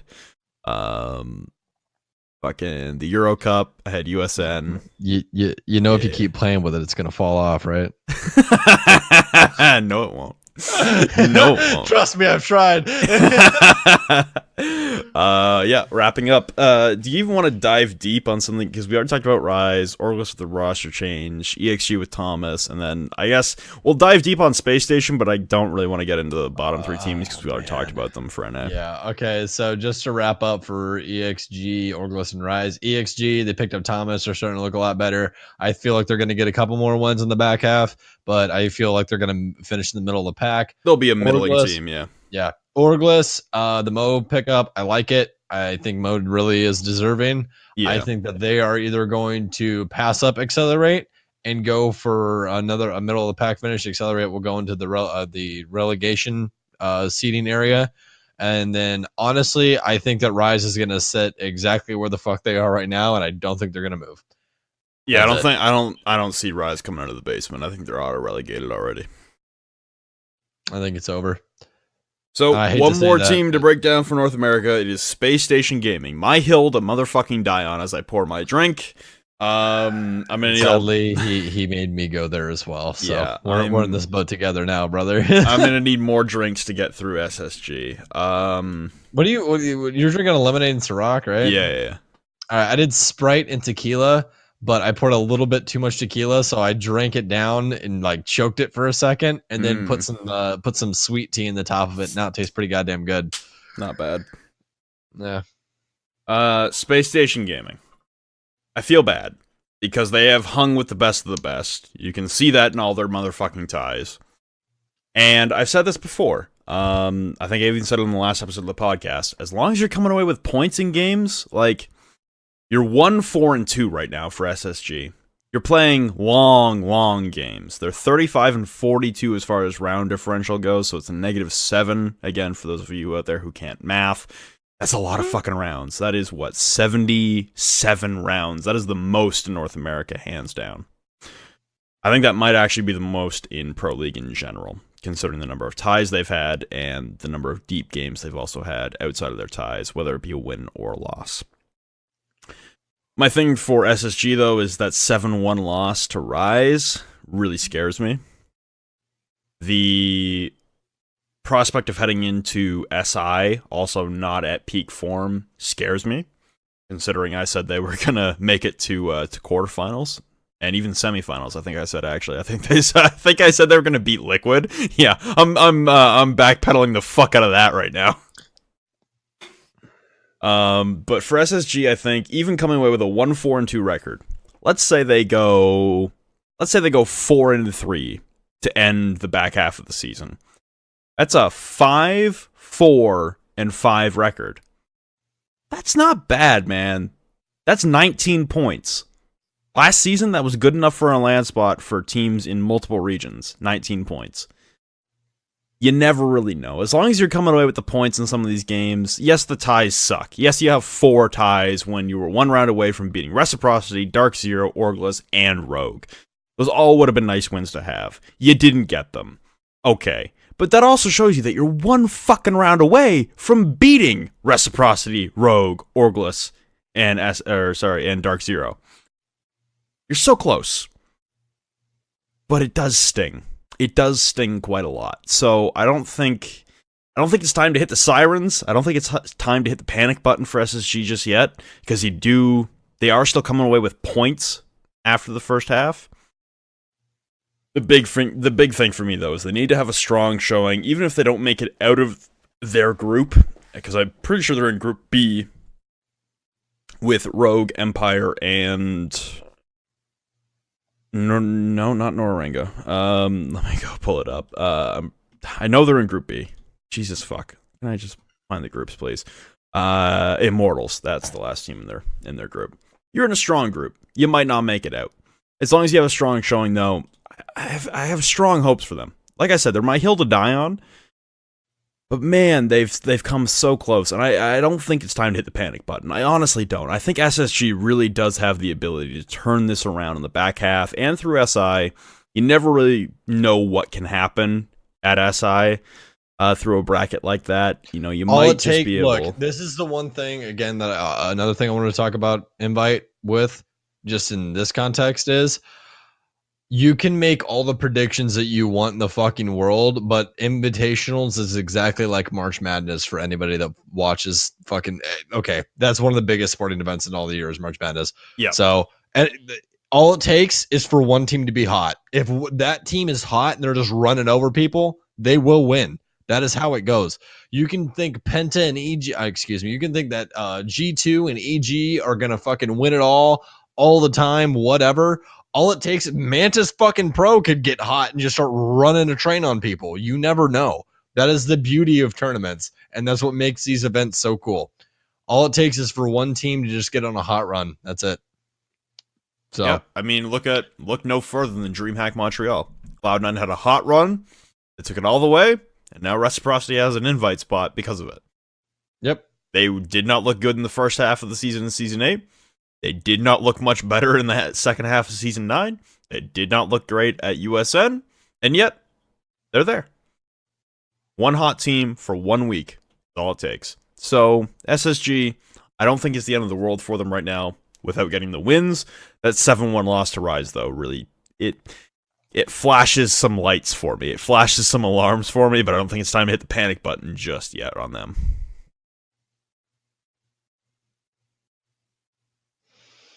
Anything else to say about North America? Or are we moving on to EU? That's it for me. I'm in the same boat with you on Space Station.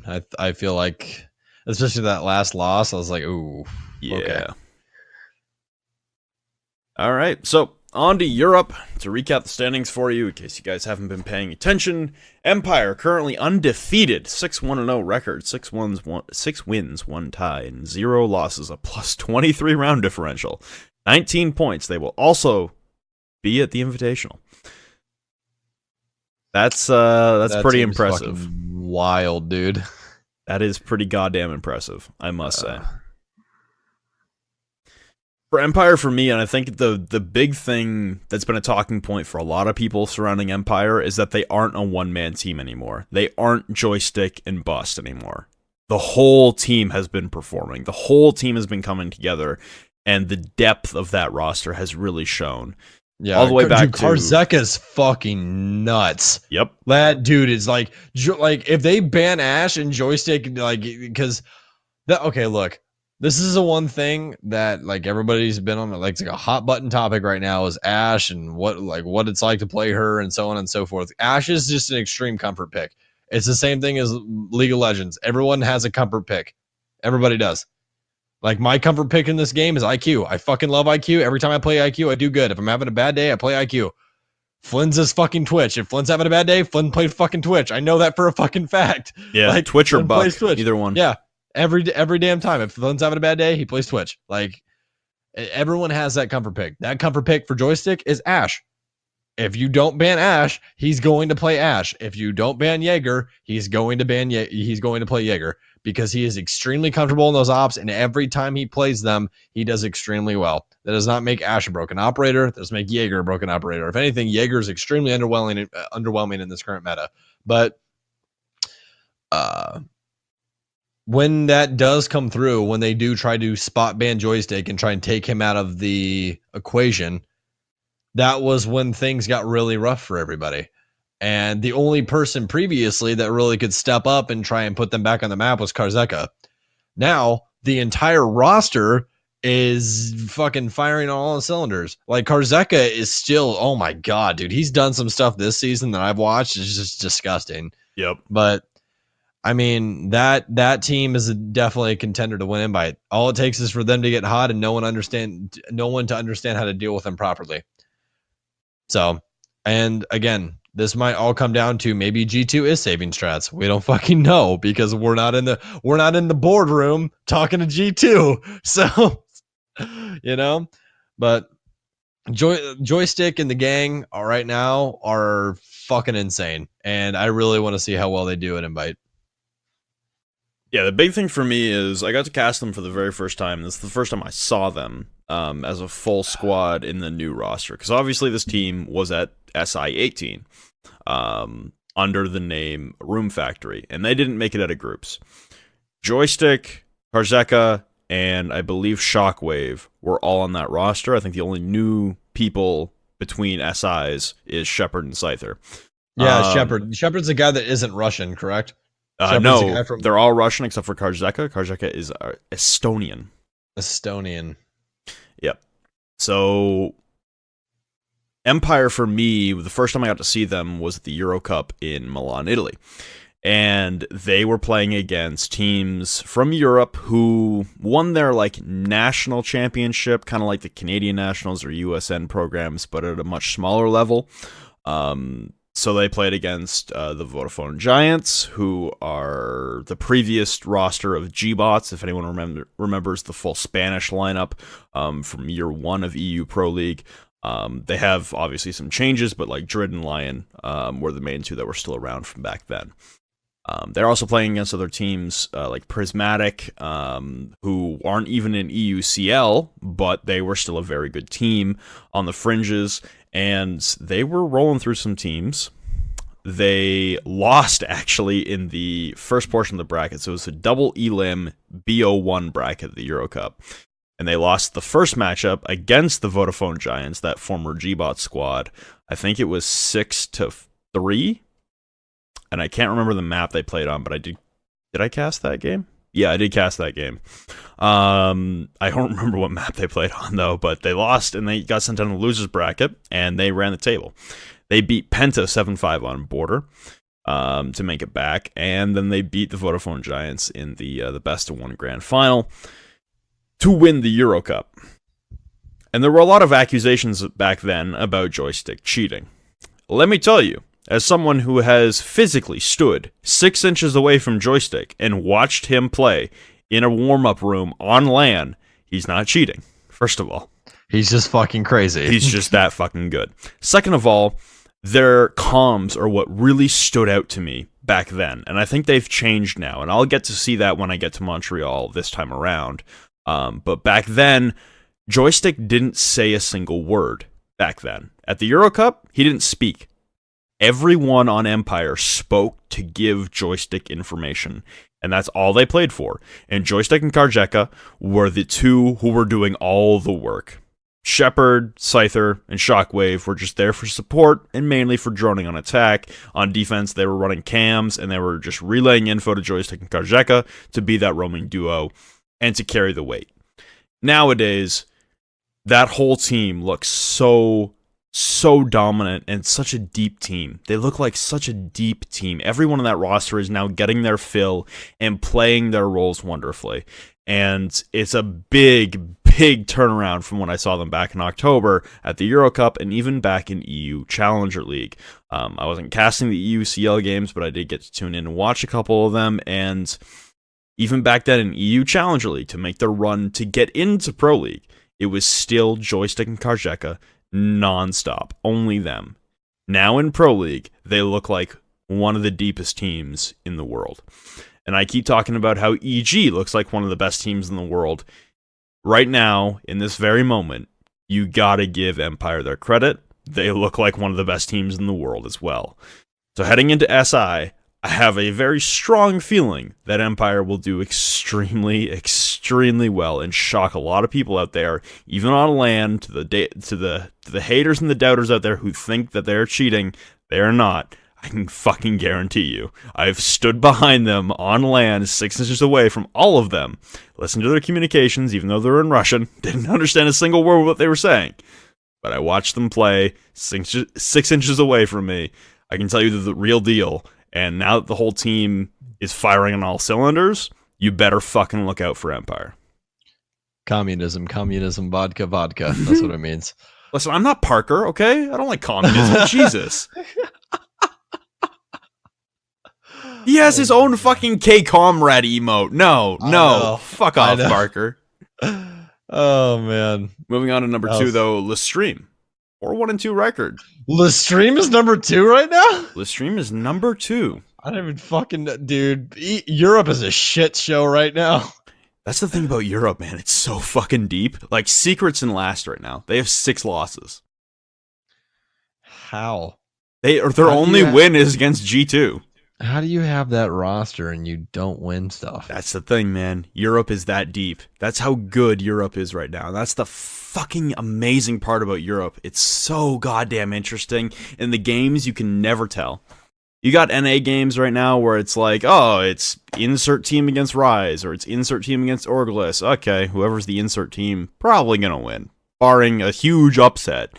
There's no upsets in EU, man. They're all that fucking good. It's fucking wild. I just noticed something. Scroll up to the top where it says participants. Yeah. You see that for ENTS Esports that says relegation season 8? Yeah. What do you mean? What the fuck? I thought it was like fucking with them that they got are gonna get relegated. Never mind. No, that's how they got in. So like Empire underneath it says Challenge League Season 8. That's the auto promotion, and then ENT's got they won the relegation game to get in. Yeah, that's how they classify it.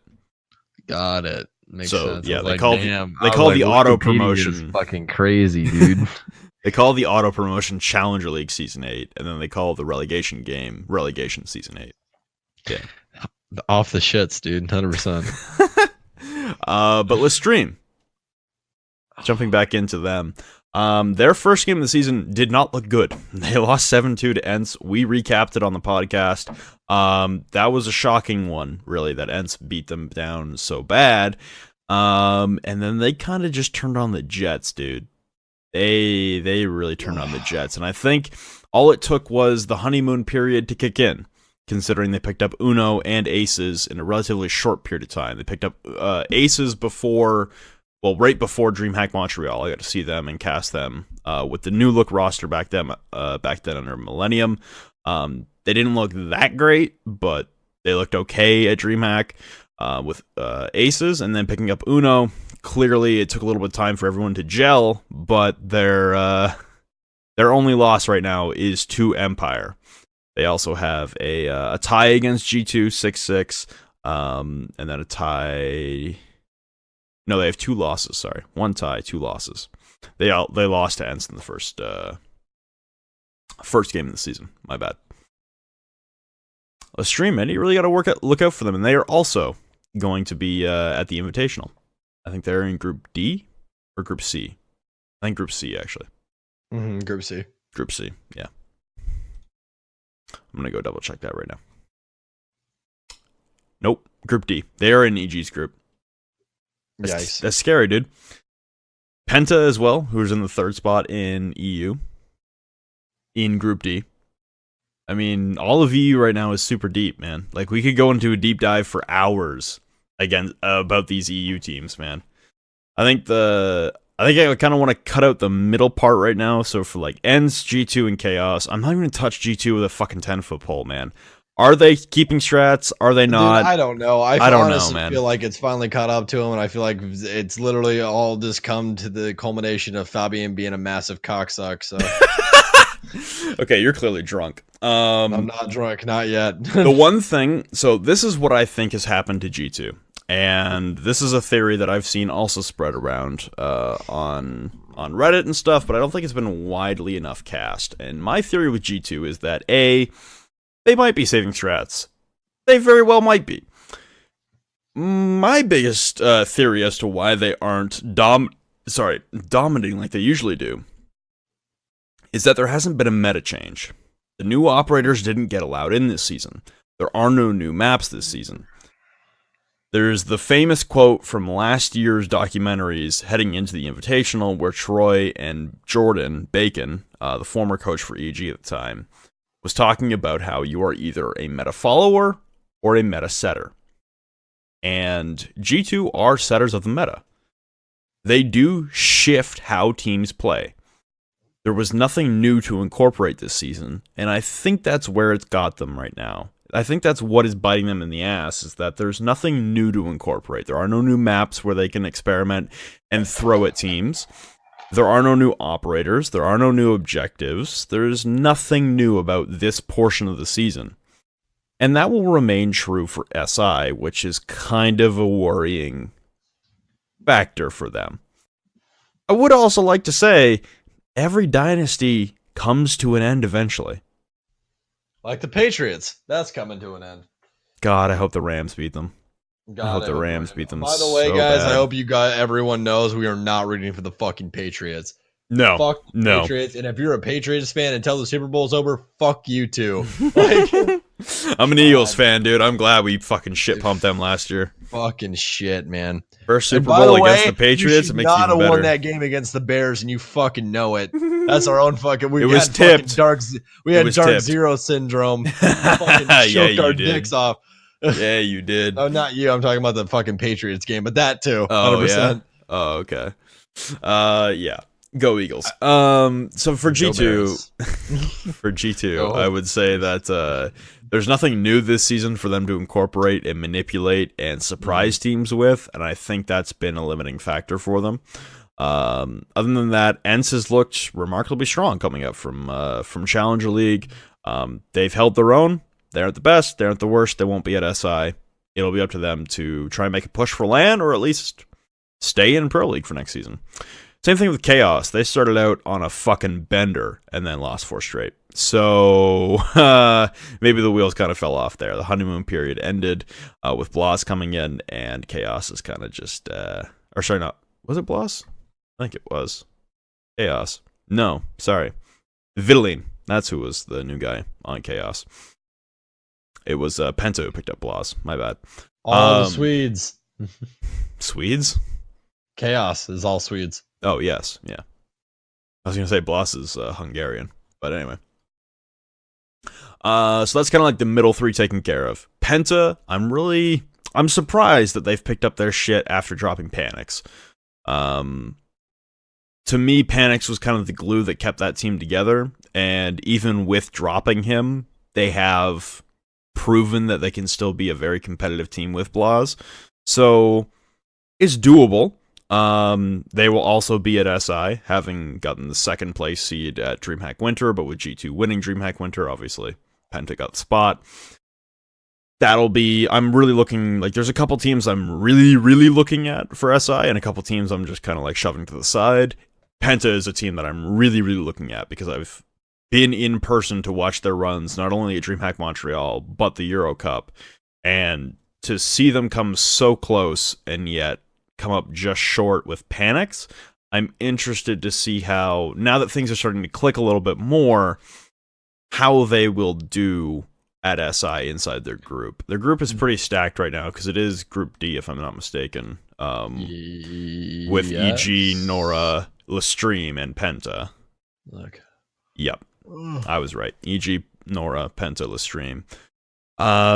That'll be a tough group to make their way out of. They played Nora off rip, who has been a notoriously unpredictable and very aggressive team. So heading into SI, I have some question marks about Penta, but you never know. Maybe they can pull it out. I think they've looked okay so far through their first half of the season. I think their LAN push might be questionable, though. I think if I was going to give any 2 teams a LAN spot for Season 9 from Europe, it would be Empire and G2. I think G2 will be able to turn it around with Kaid and Nomad being introduced. And obviously all the new meta changes with the updates that are coming, that are like changes to existing operators. I think G2 will be able to manipulate that quite well and be the trendsetter that they are and kind of carry out the back portion of the season quite well. But Empire looks extremely strong right now. I don't think anyone can really count them out.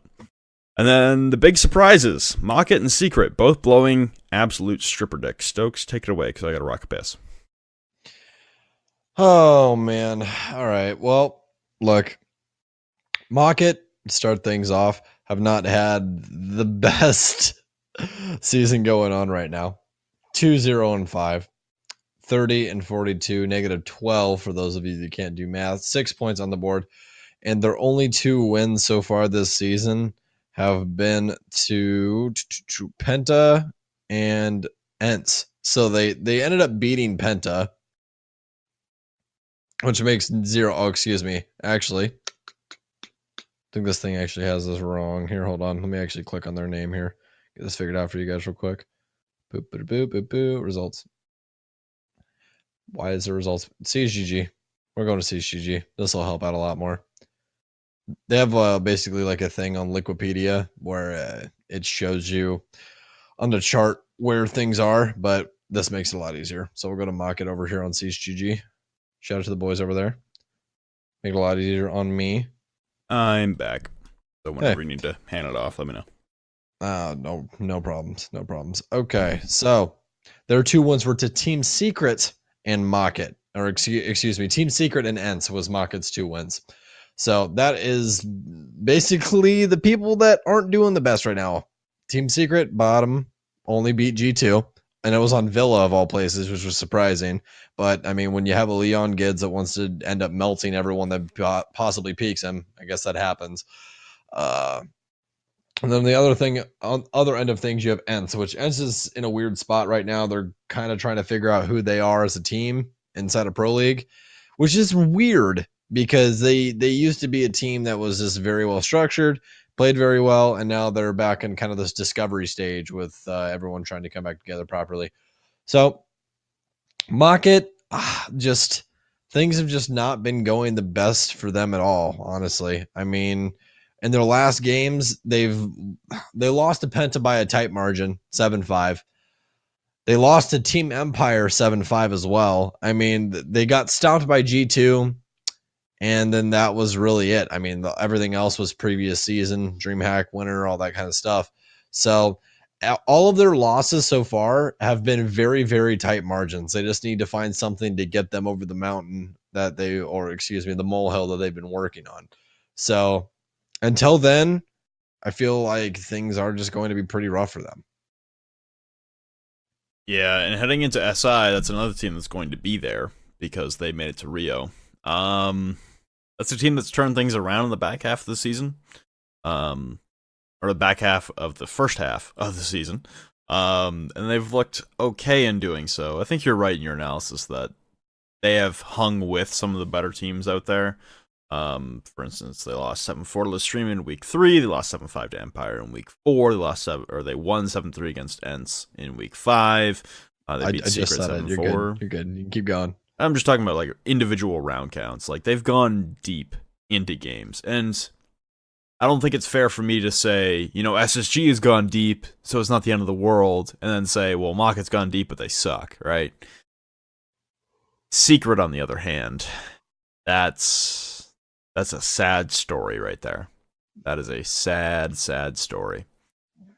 And I think they might be suffering a little bit from the same things that G2 are suffering from, in which their ability to manipulate new features and new meta hasn't been available to them because there were no changes from last season to this season, as far as like overall encompassing changes, new operators, stuff like that. I also just haven't seen them be as aggressive as they used to be. They seem very timid in their games. From what I've seen from them, and I will preface this with saying that I haven't seen a lot of their games, but man, in the games that I have seen, they just have not looked like the same Secret in which they were able to set the pace of a game, set the tone of a game. They don't look like they have that same confidence and bravado as they used to last season. Because last season, I mean, what were they 1 point away from making a LAN? Yes. Europe season 8. Yes, I do believe so. Yep, 1 point. It was a very tight margin, yeah. Okay, cool. 1 point. 24 points last season. Mocket made it in with 25. Granted, they were even on the round differential last season, but they looked like a serious contender throughout the entirety of last season versus this season for the first half. They have not looked like they haven't looked like they're any better than Rise. And that's also a very sad thing to say. The round differential is not as much in the gutter as Rise's, but their record is the exact same. So their inability to come away from games with points in general is a huge detriment. And their inability to really take control of games and set the pace and set the tone and put opponents on their back foot has been a mitigating factor for them. And I think really... I don't think it's roster changes that are needed for Secret. I think it's a mentality shift. I think they really need to embrace the new meta that will come out after SI for the back half of the season. And I really do believe this team can pull themselves back to a middling position. Obviously, 3 points, 6 losses. We can essentially count Secret and Mocket out of the LAN conversation for Europe for Season 9. But as long as, there's a lot of teams right now through half the season who, instead of vying for a LAN spot, are now vying just to stay out of that auto relegation spot. And I think Secret needs to adopt that kind of mentality. Just don't lose forehead. Just get a little more aggressive. At this point, what the fuck do you have to lose? What do you have to lose at this point? You got nothing to lose. You're 3 points in 7 games, 6 losses. Your only win was against G2 on Villa, like you said. Sort yourselves out. I mean, what's your first game? Your first game is again against Ent, so it's another repeat of Week 7 going into Week 8. You lost 7-3 to them on Bank. Don't play Bank against them. Pick a fucking aggressive map. Ban it down to Oregon, or try to ban it down to Oregon, Villa, Consulate. Or Oregon, Villa, Coast. Try and get a group of maps that you are comfortable getting super fucking aggressive on, and just try and smother them. And your first 3 games, just don't play Villa because I don't want to watch it. True. I mean, your first 3 games look tough though. You got Ents, Lestream, and Empire. So this might be a 1-0-9 situation. Then you got G2 in the back half. That's tough. And you got Penta, who have looked in form. That's the thing with EU, man. There are no free wins. There are no free wins in EU. You make your own destiny in EU right now. And that is what is so fascinating and entertaining about EU this season, is that there are no free wins. Every team has the capability of being dominant. I think Secret need to get back to their old aggressive form, really, to carry themselves atop the mountain again. Yeah, you think they're just thinking about it too hard? Yeah, I really feel like they're just, I don't know. I feel like they've just gotten reserved and just gotten timid and gotten a little complacent in their gameplay lately. Again, from the games I've seen, I've only seen a handful of Secrets games this season. I can't even remember which ones, to be completely fucking upfront with you guys. If you guys have seen something different from Secret, by all means, let me know. But from what I've seen so far, they just don't look like they have taken that same aggressive stance and that same dominating stance and mentality that they used to in their gameplay. And that wraps up EU. Yay! Latin America. Last region before we close it out. What do you mean, aw? The fucking region I know goddamn nothing about. Go Liquid. Well, Liquid's in second right now. Yes. So to break this down, yes. Base is in 5th. What the fuck yeah, happened? that's kind of a mess. Oh wait, okay, never mind. I see the yeah, everything's a fucking mess. I get it now. FaZe choked a couple games. Black Dragons has looked better than they should have. Red Devils has looked way better than they should have. Especially on the back half. INTZ is 1-1-5. Yeah. Jesus Christ. So for Latin America, to refresh the standings for everyone out there who has not seen, Immortals are currently in first, also undefeated. A 4-3-0 record, 4 wins, 3 ties, 0 losses, a +15 in round differential. Team Liquid really look like they should be in first, but I guess Immortals beat Liquid. Let me try and find that game. Immortals, where is it? Oh, it was in the first week. Yeah, they beat them 7-5 on Consulate. And that was during, oh, that's so unfortunate. That was during the false start for Pro League. Remember when they because it was on December 12th in 2018. And then the next game wasn't until January 9th, 2019. That was the only play day in Pro League where something happened on schedule. It was like 2 weeks later, and then they delayed it all the way for like the next month and a half. And then they made the Super Month. So that's unfortunate. It was a close game on Consulate. I'm pretty sure I watched this game, actually. I don't remember it, though. So Immortals having the tiebreak over Liquid right now. But Liquid are currently 5-0-2, 5 wins, 0 ties, 2 losses, a plus 19 round differential at 15 points. Those are your dominating characters in Latin America. NIP not far behind at 14 points, a 4-2-1 record, 4 wins, 2 ties, and 1 loss, at a plus 8 round differential. That's kind of pretty standard. NIP have figured out their demons from last season, in which they could not win a regular season game to save their lives, but at every LAN event, they were fucking marvelous. So, explain that to me. This season, they've clearly turned things around. Red Devils. That's kind of the big shock right now, because we talk about the big four in Latin America. Immortals, Liquid, NIP, and FaZe. Those are your big four in LATAM.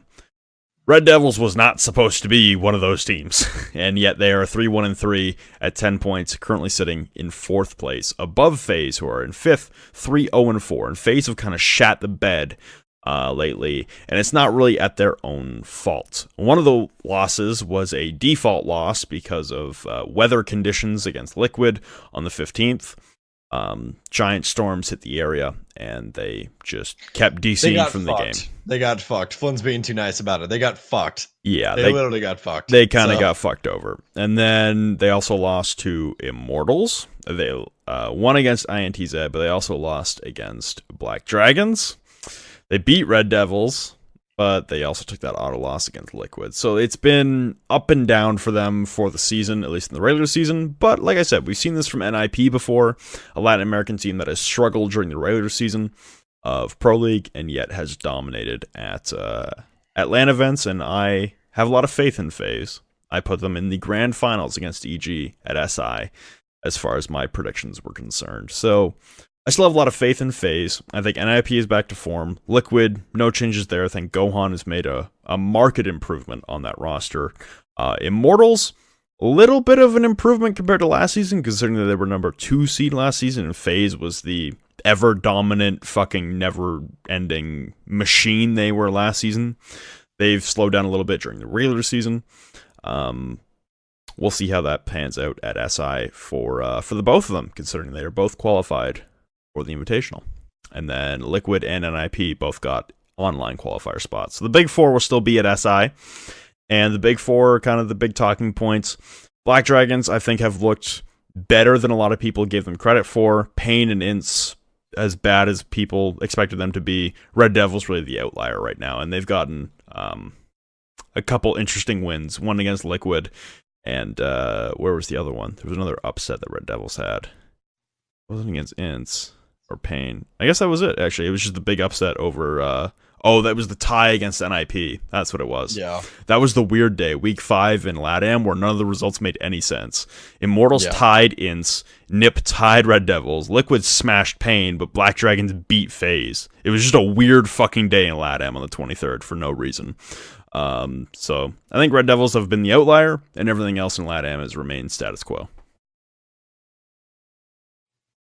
Go Liquid. Is that all you got?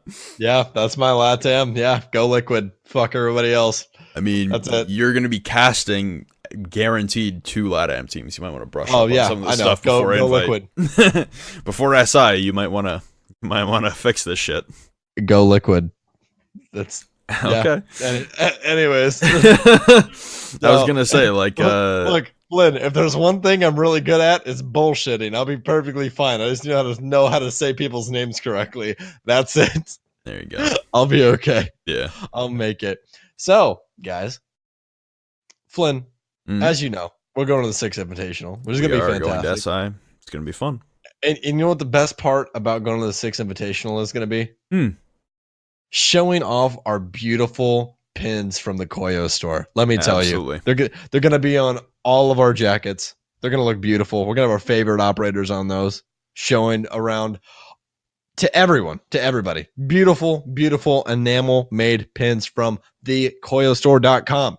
Get your fucking asses over there. Get some pins before 6 Invitational because people want to know what your favorite operators are. So you got to pin them to your fucking chest. That's what you got to do. So get it done. Or your backpack. Or your backpack. Or your eye poster, socket. if you're Or feeling just that have way. them as collectibles. But don't Or forget, stab them directly into your skin. It's fine. there's an idea. Don't forget though, we are doing a giveaway. One set of the original set will be given away completely to one of our viewers, and a second set of the new Series 2 operator pins will also be given away once we have hands on. I will be mailing them out personally, free of charge, to any one of our listeners. All you have to do to enter the giveaway is follow our Twitter account at BLeaguers on Twitter, and we will reach out and contact you as soon as we have them in our hands and run the giveaway. I'd like to thank everybody for watching. We have eclipsed the 2-hour mark, and I'm looking to close this down. Well, that sucks for you because guess what? What? We got listener questions. We have listener. Oh fuck, we're doing a Q&A. Okay, bet. Yeah, and Bet. yeah. Remember what I said? We're crunching out the Q&A, Sam. Yep, motherfucker. It's a you better long pour one. another drink, brother. All right, bet. Because Let's get it. yeah, I wanted we to got- close it out. I was doing our ad read and everything. Okay, I'll do another ad read at the end. nah, dude. I did a mid roll. Get fucked, idiot. All right, are you ready, Mid-roll Sonny? the 2-hour point. Okay, that's a mid-roll, sure. All right, are you ready? Because Yeah, let's go. we're answering all of them because we haven't fucking done this in True. a long time. True. And we fucked up the podcast schedule. We're sorry, guys. Yeah, So this we is are this is our personal apology to you guys. It is currently 2:44 in the morning for Flynn and 1:44 in the morning for me, and we're gonna sit here. We're gonna answer all of your questions, even if they're fucking stupid. We're gonna answer them. All right, bet. Let's go. This reminds me of the last Michael Reeves video. Your ideas are fucking stupid. Just- Yeah. At N_Sills44 on Twitter. Would you eat ice cream right now, Flynn? Yes. I would say yes. I Absolutely. would crush some Flavor of fucking, ice cream, Flynn. Either mint chocolate chip or cookies and cream God, right I now. fucking love you so I much. know, dude. right? Well, we're getting mint chocolate ice cream at It's gonna 6 be like Invitational. negative I 30 in don't Montreal. give a We're not gonna fuck. want any ice cream. I will. Trust. I will. No. You know Yes. what we're getting in Montreal though? What? Buffalo chicken poutine. Oh my god. Yeah, that's what the fuck we're getting. I'm ordering Uber Eats as soon as this podcast is over, by the way. Dude, I'm so hungry. I don't think I've ever been hornier for food, and right now I I am. know, It's I'm dying. ridiculous. Oh my god. All right, next one. At Max Level LVLR6 on Twitter. Both of you are going to the 6 Invitational. On a scale of from 1 to 10, how hyped are you? I'm fucking infinite. Like this is the craziest thing that's ever happened in my entire life. Yeah, this is the biggest thing in my entire casting career, is casting not only the group stage but the playoffs for SI. This is monumental for me, and I will never ever forget it. So I'd like to give a big shout out to Stuart from Ubisoft for selecting me to do the playoffs, and Oh yeah, me too. yeah, forgetting you This for whole group thing. stage. Yeah, That's It's- fucking wild. we're picking Yeah. us out of plenty of other options out there. Yeah, because on Invite, guys, you got to realize this. It isn't just like the United States. It's the fucking everywhere. world. It's Like, everywhere. We are in direct competition with every single caster in the entire world for Siege, and we got picked. So that is not a small point. That is not something we take for granted. We are incredibly honored, and I can't wait. I cannot wait. We fly out in 6 days, and I wish we were flying out right now. I would drive to the airport right now. Yeah, Drunk as shit, even though I wouldn't drive drunk. That's illegal. I would get someone to drive me, but I would go to the airport right now and get on a plane to Montreal. Exactly. Oh my god. All right. So at Jim DeFirst R6, that was a mouthful. How did this journey start for both of you? For Flynn, it started by him just casting over a small league that I can't remember the fucking name of. I IEG. think it was IEG, not IGL. I almost said IGL. IEG. And for me, it started by casting over small community leagues on Xbox after Pro League left because I was the only one that could do it properly and not suck at it. Yeah, There you so go. my story kind of began. I was extremely poor and trying to find a way to pay for rent at an apartment where I got fucked over. The long story turned into a very short version is I moved to Toronto. I was the only person on the name of the lease because the friend I moved with didn't have a job, and the credit check wouldn't work if we both applied. So I applied. I put my only name on the lease. He moved out after I went to Atlanta to see my friend Chase. I came back, all this shit was gone, and he left me on the hook for $1,700 a month rent. So I was just finding ways to try and put ends together, make ends meet, and I started casting IEG by subbing in for a friend's team in that league. And they said, they were looking for casters. My friend Chase, who I went to see in Atlanta, also recommended that I should apply to be a caster because he thought I'd be good at it. And turns out that turned into the Canadian Nationals, which is my first paid gig, which sent me to SI-18 for free, which was a godsend because there's no way I could have afforded to go regardless, or if I didn't have that. And then it just kind of snowballed from there. In case you guys were wondering, my first paid gig was USN. So yeah. This kind I of was just actually- went like from being like, oh yeah, Yeah. Sam is irrelevant to like Sam's casting 6 invitational. It's been 3 months, guys. It's been 3 fucking 4. It's been 4 months. Never mind, it's February now. It's been 4 fucking months.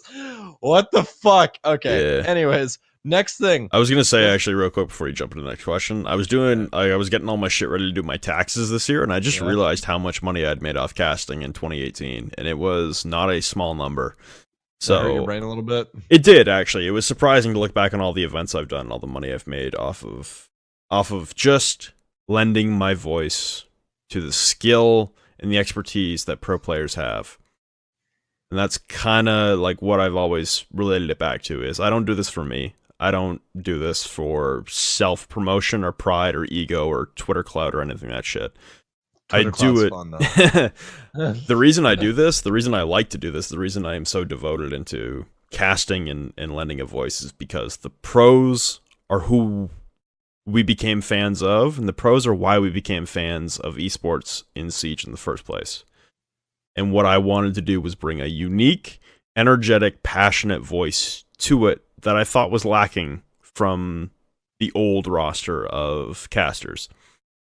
And to be able to say that this is my full-time job, to be able to say that I've made enough money where the government is taking money away from me for doing it, it's remarkable, and I wouldn't be here without any of you guys enjoying what I do. So thank you again.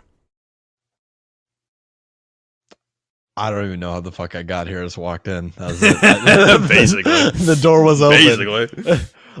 By the way, start of the podcast, if you guys didn't know, Flynn and I had only like spoken to each other for like 3 days. And Flynn is Yeah. like, hey, you want to do a fucking podcast? I was like, fuck yeah, I want to do a podcast. Yeah, we hadn't even like been to USN yet or anything. We had just like spoken to each other a few times through CCS, and I was just like, Sam seems like a pretty dope dude. I want to start a podcast. Who would I want to start it with? Let's do Sam. Well, why not? Now we're here. Now we're drunk talking about Now we're fucking drunk listener talking questions. about us casting the 6th Invitational 2019. Crazy to see how things break down over a short period of time. Okay, what do you think of Orgless dropping my man at such an odd time? It was fucking stupid. He should have just stayed for one game. That was dumb. Yeah, I don't think my man would have been the difference maker against EG, but at least they could have saved their round differential a little bit better. I don't know. Yeah. Like Unreal looked fucking like a fish out of water in that game. Dude, okay, Unreal. Dude, honestly, I have respect for you. You know that. Shook this man's hand at USN, but buddy, if you ever have to play in a game again because somebody's sick, dude, call me. Like fucking hell, brother. Because like, okay, the clip of NVK getting the clutch with Maestro in the 1v4 where the bomb was down, Unreal got bombed down, he was the last one alive. He literally stood behind the couch and it looked like he was just waiting to get physically assaulted. Like he just would not move. Like I swear to God, guys, he throws a stun at the door of Hookah, like facing Cool Vibes, and Nathan respects it. Excuse me, Nate respects it. He backs up and then he rotates over to Cool Vibes, the rotation that is traditionally put at the top of Cool Vibes, and just crotch walks through it. He's one shot this entire time, by the way.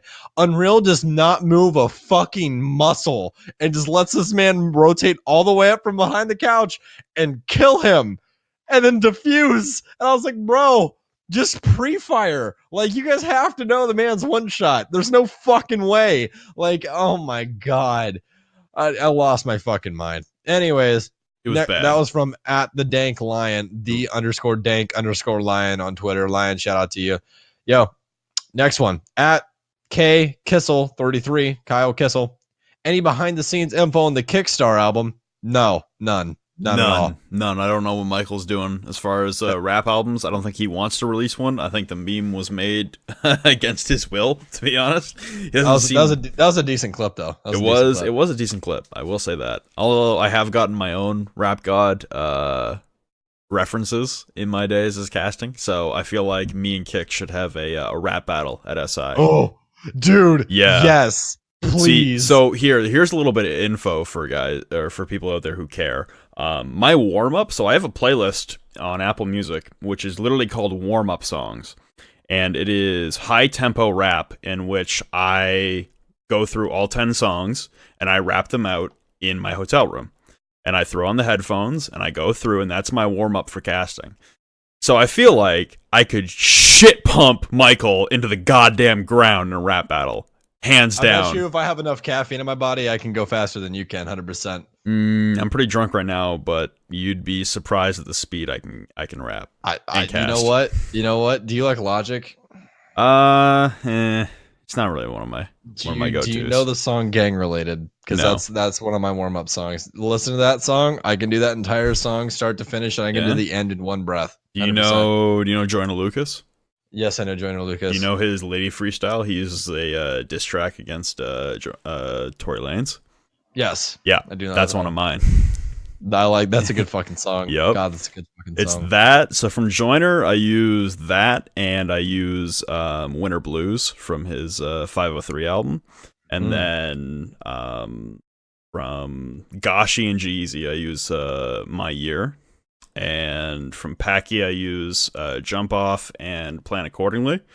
And from G-Eazy, I also use Calm Down, Easy, Random, and fuck, what's the last song? I'd have to pull it up, but yeah, I have a whole playlist. Really good G-Eazy songs. I'm a huge G-Eazy fan. Oh, Legend and one of them. That's my whole. Oh, and These Things Happen. There you go. That's my whole playlist. This shit is not random. Exactly. This is my world because I do what I like to. All right, next thing. All right.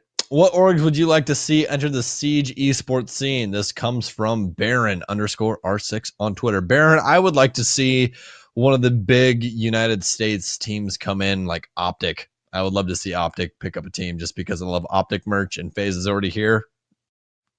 So, yeah, I would like to see Optic again. I would like to see... I'd like to see Optic. I'd like to see Cloud9 make a return. Yes, I love Cloud9, dude. I just love their merch so much. Yeah. So pretty. If CLG was open to it, I'd like to see a return from them, but I feel like they kind of cut their losses after the whole relegation. Yeah. What other big orgs are there? 'Cause that's the thing. Like, I only got into esports like seriously because of Siege, but I mean, like, Envious could be a cool org to have in. Ooh, yeah. I'm thinking of COD orgs. Like the big COD orgs. Splice would be really cool to have. Complexity said that they wanted to jump in as well, so Complexity would be nice. Yeah. There's a bunch of orgs out there that I'd like to see jump in. Anything that's just good for the scene. I don't want to see startups. Honestly, I feel like we are an established esport and we deserve something that isn't just a startup. I think Dark Zero is the exception because they were brand new and they wanted to jump in with Siege. So, and they've done well. They've done right by the Dark Zero team. That whole team, as far as getting them a house and moving them out. I think it's cool that the owner comes over to the fucking house every time they have a match. That's badass. So I think startups, if you're gonna be a startup and you're gonna be like Dark Zero, by all means come into our scene. If you're gonna be a startup and be like Most Wanted, you can fuck off. Yeah. Oh, hey, by the way, guys, I just want to point this out. Flynn and I are just being stupid because we have been drinking. So Mhm. I don't want to be like, they're being dicks. No, we're just drunk. having fun. I'm Yeah, we're just drunk. having fun. I'm pretty fucking I'm drunk. pretty drunk, yeah. This tequila is so good. God This damn it. Ciroc is so goddamn good, man. All right. It's At goddamn good. Salazapped on Twitter. If you had to have one R6 Pro as your wingman for a night out, who would it be? That's so tough. Oh my god. That is so tough. Fuck, do I have to only pick one? Just one. I've had so many great night outs with a lot of them though. Fuck.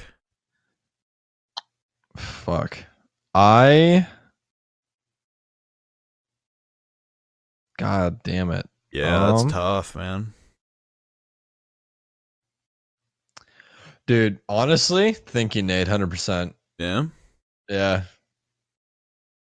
Fuck yeah, dude. That's the thing. Even at DreamHack, I never really saw any of the SSG guys. I only really talked to Taylor at like USN.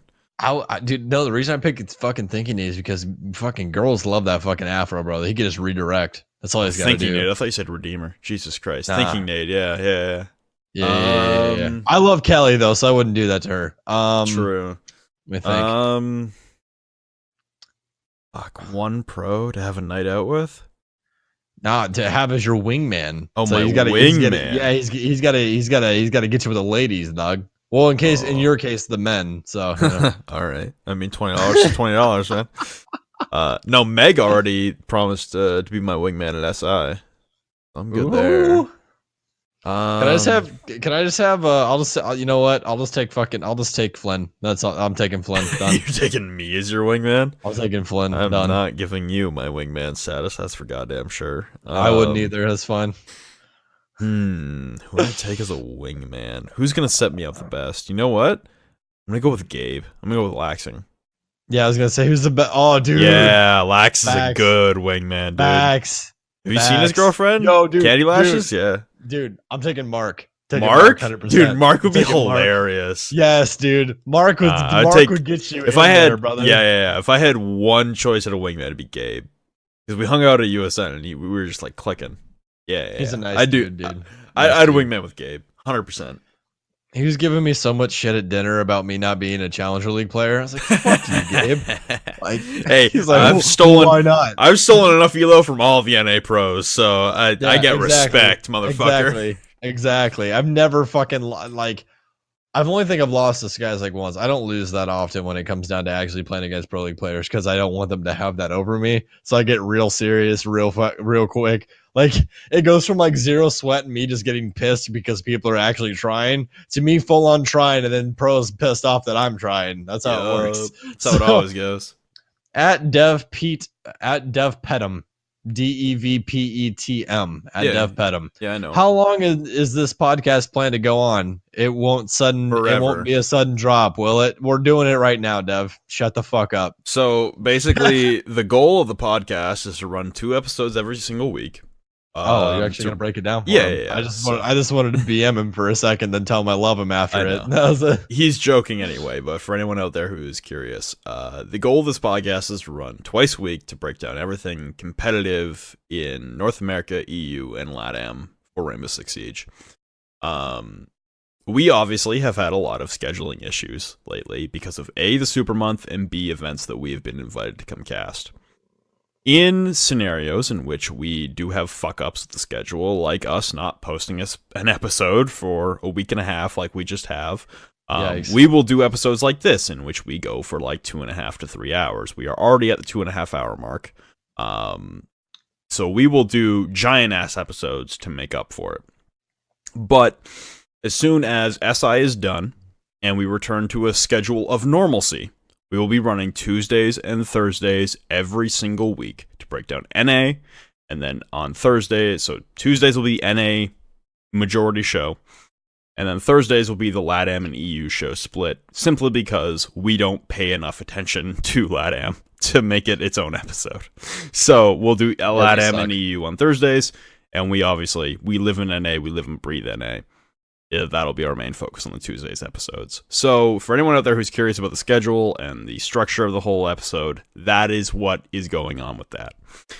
Barring some situation where we get flown out for like something like Twitch Rivals or USN or something like that, in which case we have to postpone. All right, next one comes from Jared at Man Pants Live. Sup, Jared? What changes would you make? What's up, Jared? What changes would you make to 2 maps that aren't in comp of your choice so they can be added to comp rotation? I would take Chalet. I would say Chalet needs some additions up top to make it a little bit more viable. I feel like there's only one clean cut path up top, and that really punishes things because all you have to do is hold that, and that's it. Yeah, that's literally it. Same with downstairs. There's only one fucking path. So you need to just make it to where there's multiple paths upstairs and downstairs, not room cancer like we've had with our recent maps, but a little bit more. Like even if it's 2, that's fine. And that will fix all the issues. That and also make it to where the other sites are a little bit more viable because right now it's only kitchen, trophy room, and downstairs. And that was the biggest thing with Chalet. Next map I would take is I would take Hereford Base. I'd revert it back to old Hereford Base, and I would just enclose the fucking outside staircase, and boom, that map's balanced. That's it. That's all you got to do. That's fair. They needed me on that balancing team for that map. I'd be like, you guys are fucking idiots. Like, just enclose the fucking outside staircase. That's it. That's all you got to do. So I'm gonna go way off the rails on this one, and I can't talk about. What do you want to say? I said if you go favela, I'm gonna come through the screen. No. Okay. I can't talk about one of the maps that are not included in Pro League currently because it's under a rework and it will be announced at SI as the map coming out. And I know about that, so I can't talk about it. So I'm going to exclude it entirely. I'm going to predict that it's Canal, so Lamau. It might be. It might be Cafe. It might be Canal. It might be Yacht. It might be Favela. It might be House. It might be any one of those. I'm telling you right now, that's a diversion. It's Canal. I don't know. He can't tell me. I can't tell anyone shit. I'm going to tell you it's Canal. It's 100%. all under NDA. Watch Stuart message me after this episode and be like, you can't fucking say that, you idiot. Like, I had no idea. Flynn didn't tell me. I made a guess. Like, so as far as reworks, one that I would actually like to do is Yacht. And I know Yacht gets a lot of shit, especially because Lauren loves Yacht. Unless your name's Lauren. Yeah. Yep. But I think Yacht actually has a lot of potential as far as the bomb sites are concerned and the overall layout of the map. The only problem being is that there's no vertical destruction. So add in a healthy amount of verticality to Yacht, and I think it could actually be quite the interesting Pro League map. It's still very confined, don't get me wrong. But so is Oregon, and Oregon's still in the comp pool. So we clearly have work to do. The other one actually is Oregon. Dude, all you need is a couple more rotations. And I would say the outside area, outside of dining room and meeting, so like on that backside where that garden is, just add in like another room for a rotation so it's not just the kitchen pantry rotate. Add in another rotation, and then from big window to small tower, enclose that entirely so that they can't cut off rotates and you're not exposed outside if you try to rotate between the two. I think Oregon's multi-linear, like multi-directional linear facets actually are interesting. The only problem is there's nothing outside of those. There's one corridor to make it through both of those as far as access points. So I think Oregon could be a viable comp map given better rotation opportunities, because the other 2 bomb sites right now, kitchen and dining, and then T1 and T2 are fucking horrendous. So some better options as far as bomb sites are concerned. I would say remove the tower bomb site entirely and make it like a split. So like in secure area, meeting is a bomb site or is an objective point. So maybe do a split bomb site of like supply room and meeting, so it shares commonality with supply room and laundry, but it has a split factor of it. That's what I would like to see for Oregon. I'm surprised that you pulled off linear facets out of your ass while intoxicated. Dude, I'm so fucking drunk, but I'm nailing this shit. Let me tell you. Yeah, you're just fucking running through that motherfucker. Maybe it's better that you are drunk because you're not overthinking if you're sending it. That's good. I'm just sending it, dude. Get me on a cast drunk and you'll see how fucking good I am at this shit. Oh man, that might have to be like a thing that we do on Sundays, like just like live stream and just drink and Dude, if cast we- fucking go for. Yeah, I was gonna say drinking cast to go for. Oh my god. Oh my god, Be dude! hilarious. We need to get our webcams up there. Oh man, this is getting better by the second. BC, Write this down. I'd rather play a go for than cast one because there's already plenty of casters out there who cast go fors. Yeah. Like I get that question all the time. It's like, why don't you cast go fors or qualifiers stuff like that? It's like Because we already do other stuff. We already do other and, stuff. that we're stealing Yeah. from other people. Like, yeah. There's other people who do that. That go to Yeah. them for that. We do the other things. Yeah, we do the other stuff. Anyways, next question from @ManPantsLive because he asked 3 my fucking God. questions. Jared. What are top 5 least favorite operators to play against besides Gentlemen's, Lion, BB, Shields? My top 5 would be Glaz, Dokkaebi, Jackal, Caviera. Fuck that cunt. Jesus Christ, man. I hate her so much. Sorry for using the C word. Just, man, I hate her. God. Oh, dude. Caviera is just annoying because you can't be in a gunfight with her. She just fucking downs you instantly, and it's just stupid. And then lastly, I would say is man, probably another defensive operator. Legion. Yeah, I was just gonna say Legion. I think my top 5 would probably be Legion, Echo, Ella, Damn, you're Doke, stacking the and defense. Jackal.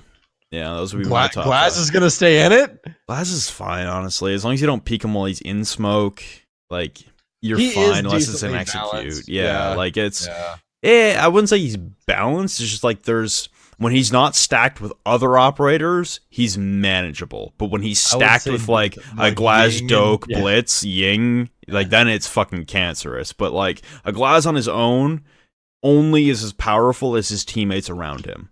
So in ranked, you say there's that, not- but I just got a 4K today with him on Theme Park, and I couldn't hit the side of a fucking barn. So for Glaz, like in ranked, he's very individualistic and doesn't get played all that much. But in comp, in scrims and go fors and CL quals and CL and all that shit, he is very powerful because he has a lot of teamwork around him. So Yeah. for Glaz, it's hit or miss based on like the context I'm playing in which. So like if I'm playing ranked, I don't really give a shit about a Glaz. It's like, okay, don't peek the smoke and you're good. If not, hit your shot or lose your gunfight. That's kind of the end of it. But the other operators that are really annoying, it's like Jackal, he's global. Okay, Dokkaebi is global. Legion's mines are invisible. You can't see them unless you drone it out firsthand or you have really good eyesight. And you get lucky on as far as like the lighting shading. Ella as well, fucks your DPI, fucks your visibility, fucks your hearing, fucks your movement. Like that's just Ella's just a still fuck. super annoying. And then Echo, his drones are invisible and he has 2 of them and he has an ACOG with a powerful weapon. So it's like, that gets really fucking annoying even in ranked. Yeah, I agree. I agree with that. All right. Next one. @ManPantsLive.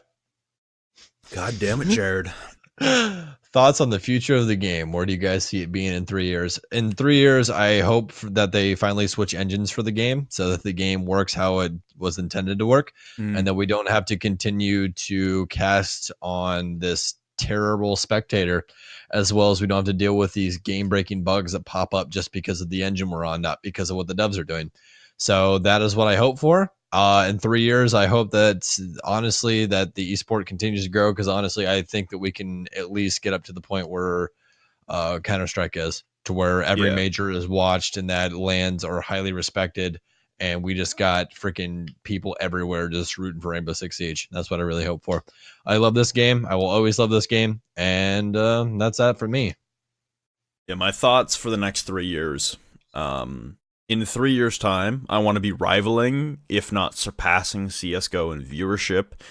I would very much like for org support to be through and through every single team, not only in Pro League, but in Challenger League. It doesn't have to be the biggest of orgs in CL, but I would like the CL presence to be much more noticeable and much more ingrained into everyone than it is now. And in 3 years' time,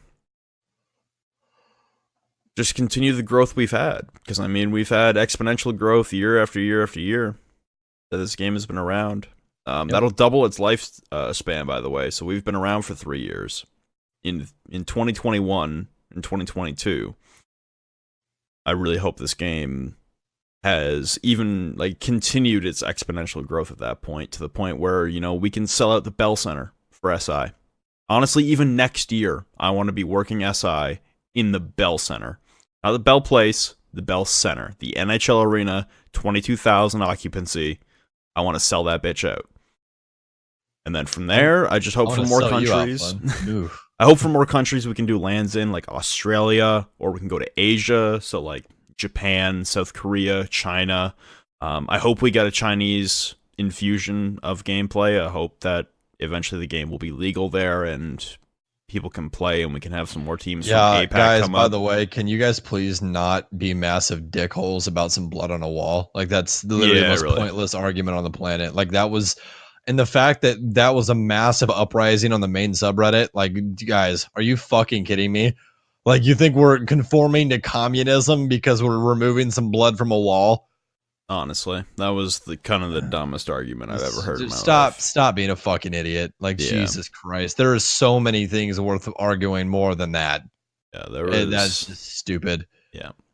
So I hope that we have better expansion into other regions. I hope that the Middle East also gets some servers and we can have some Middle Eastern teams come up. Obviously, we just saw the Turkish contingent come out through Twitch Rivals, which was really, really fascinating to see with Jabba's team. I really hope just to get this game completely global. I hope that exponential growth continues. I hope that, like you said, we have a better engine. And honestly... I want to sell out the Bell Center. I want to work SI next year, and I want to have SI 2020. I want to work SI next year. I want SI 2020 to be in the Bell Center, downtown Montreal, sold out, 20,000 viewers, local, and I'm looking for millions of views on Twitch. That's what I'm looking for this game. I want it to be global. I want it to rival, if not surpass, CS:GO. That is the goal for this game. I want to be in matching suits with Flynn. Ooh, That's it. That's my goal. Gotta match my gray and pinstripe one, dude. That's my my favorite suit. That's my swag. Dude, we're gonna make it happen. We're gonna make it happen, 100%. Like the first time we were like Stokes and Flynn are casting together, Flynn and I are getting matching suits. I hope you guys fucking know what's happening. So what we'll do is we'll text Jump, we'll text Bill and be like, "Yo, hook us up with meta threads," and then we'll get a meta sponsorship for suits for free, and they'll be matching, and they'll be great. Oh man. Yeah. Oh, man. Yes. All right.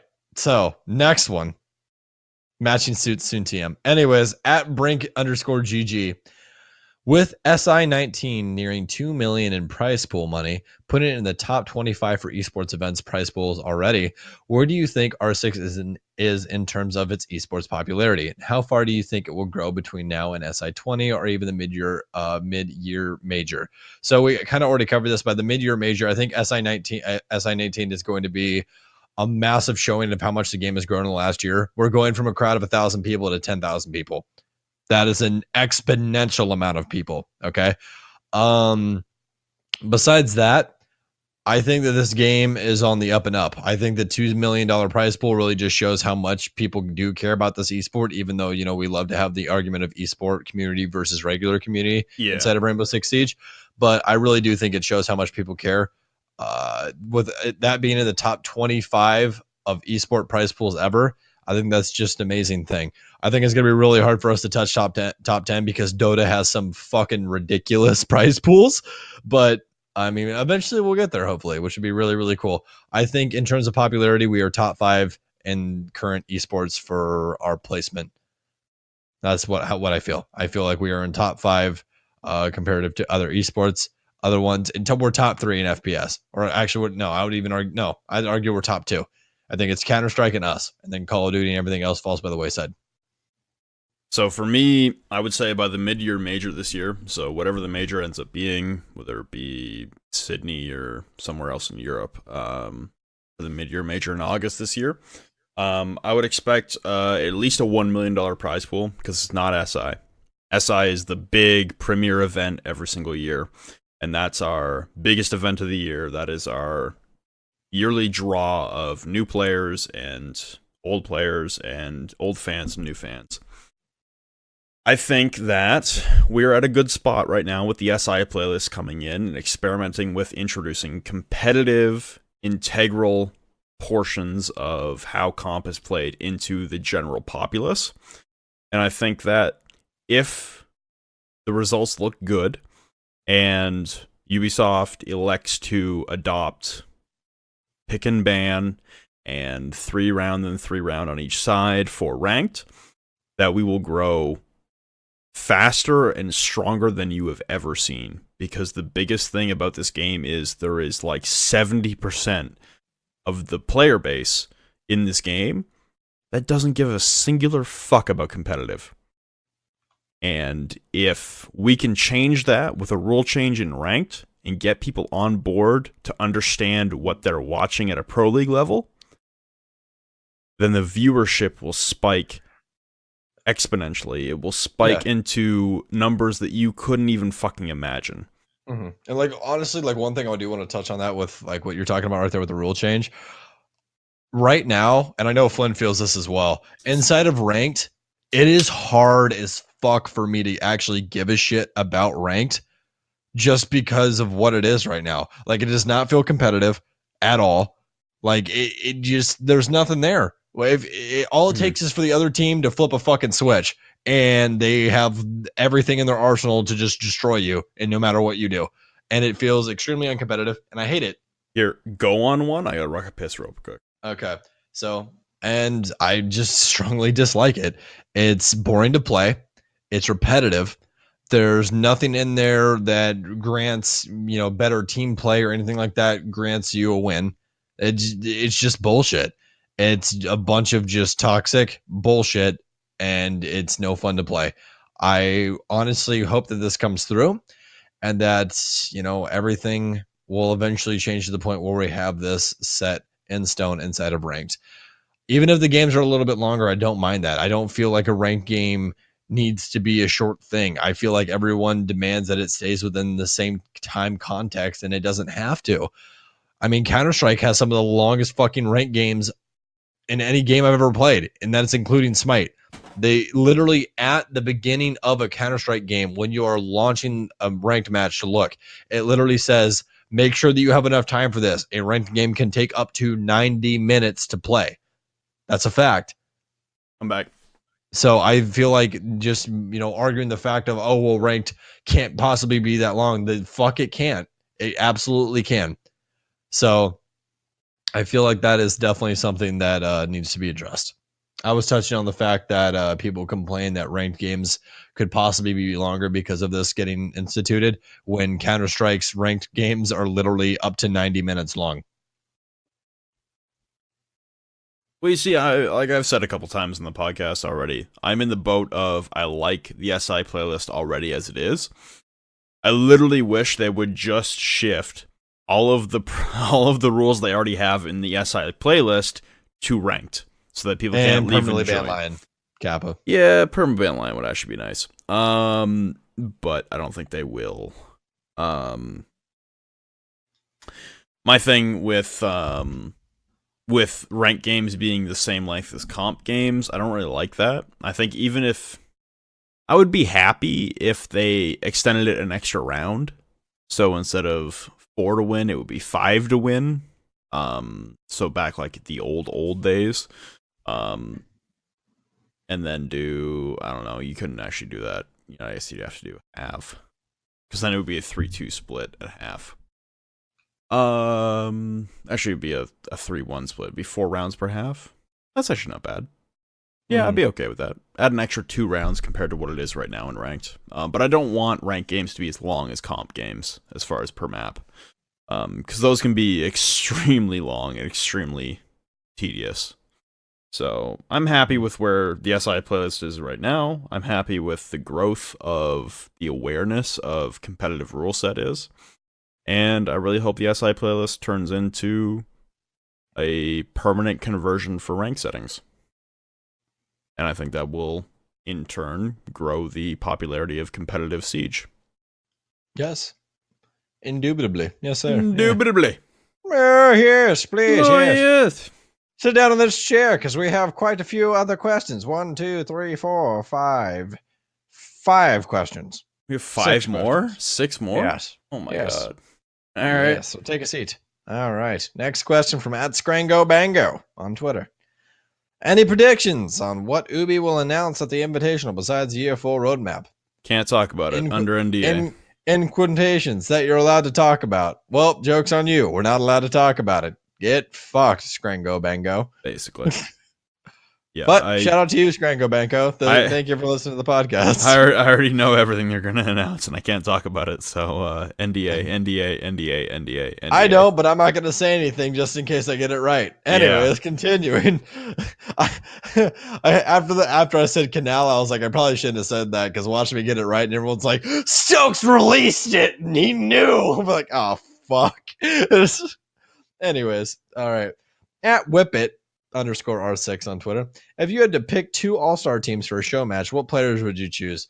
Myself and Flynn doubled over in a match where we just play against each other. All five Stokes and all 5 Flynn. So there you go. Yeah, I think so. I think Flynn, that's a fucking yikes for me, dog. That thing I just read. Yeah. Anyways. So for the show match, I've said multiple times I want casters versus coaches. We got actually I can't talk about that, so I'm not going to talk about the email I got. So yeah, we can't. Yeah, we can't talk about that. So you want to talk about who you voted for after? Well, I think you kind of just gave part of it away, but anyway, yeah, sure, we can talk about it after the podcast. Nah, that doesn't give it away. That kind of gives it away. That kind of gives it away. That kind of gives it away. That kind of gives it away, bro. No. Whatever. We could definitely be voting for what coaches we want. True. Idiot. All right. Anyways. Yeah. So that's Anyways, Sophisticated S. Could we get some coverage regarding the CO quals? North America is already dominated by 92 Dream Team crackheading all over everybody. Let me pull them up real quick. UCL I don't know a lot about, but NACL I know a lot about. So let me pull up. Anyways, while you're doing that one, I'll do the next one because I can just answer this really easy. @DevPetum, who is IGL in Rec Reciprocity? It's Mark. Mark the Shark is the IGL.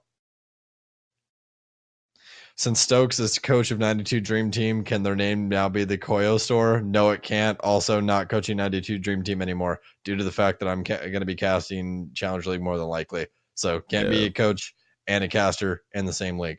Anyways, also please go in depth on you guys getting the casting job for Invite. It's literally they just send you a fucking email and your heart stops for a second. That's how that works. Yeah. Is Flynn Stokes cast a potential? It might happen in group stage. That's all we know. Might happen in group stage. We don't know yet. I just want to see chat if that happens. That'd be wild. Yeah. Yeah, so for NACL, the most recent qualifier, 92 Dream Team won 8-0 undefeated, then Toon Squad at 7-1. I'll break it for you. They're 24-0. They haven't lost a fucking game. Jesus. Yep. Then after that is Avenge, Chips and Guac, OC, so Organized Chaos, Water and Brew, and then Least Wanted and OGC. Who are OGC? Some people I've never heard of before than this legendary. Interesting. Is Frosty still on there? On OGC? Yeah. Yes. All right. Never heard of them before though. I actually used to play on that team. Nice. All I can tell you is that my team Powerhouse is not doing well. And we will most likely not make the closed playoff bracket.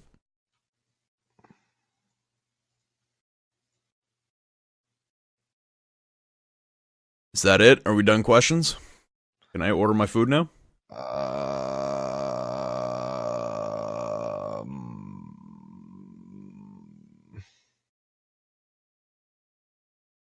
Let me see.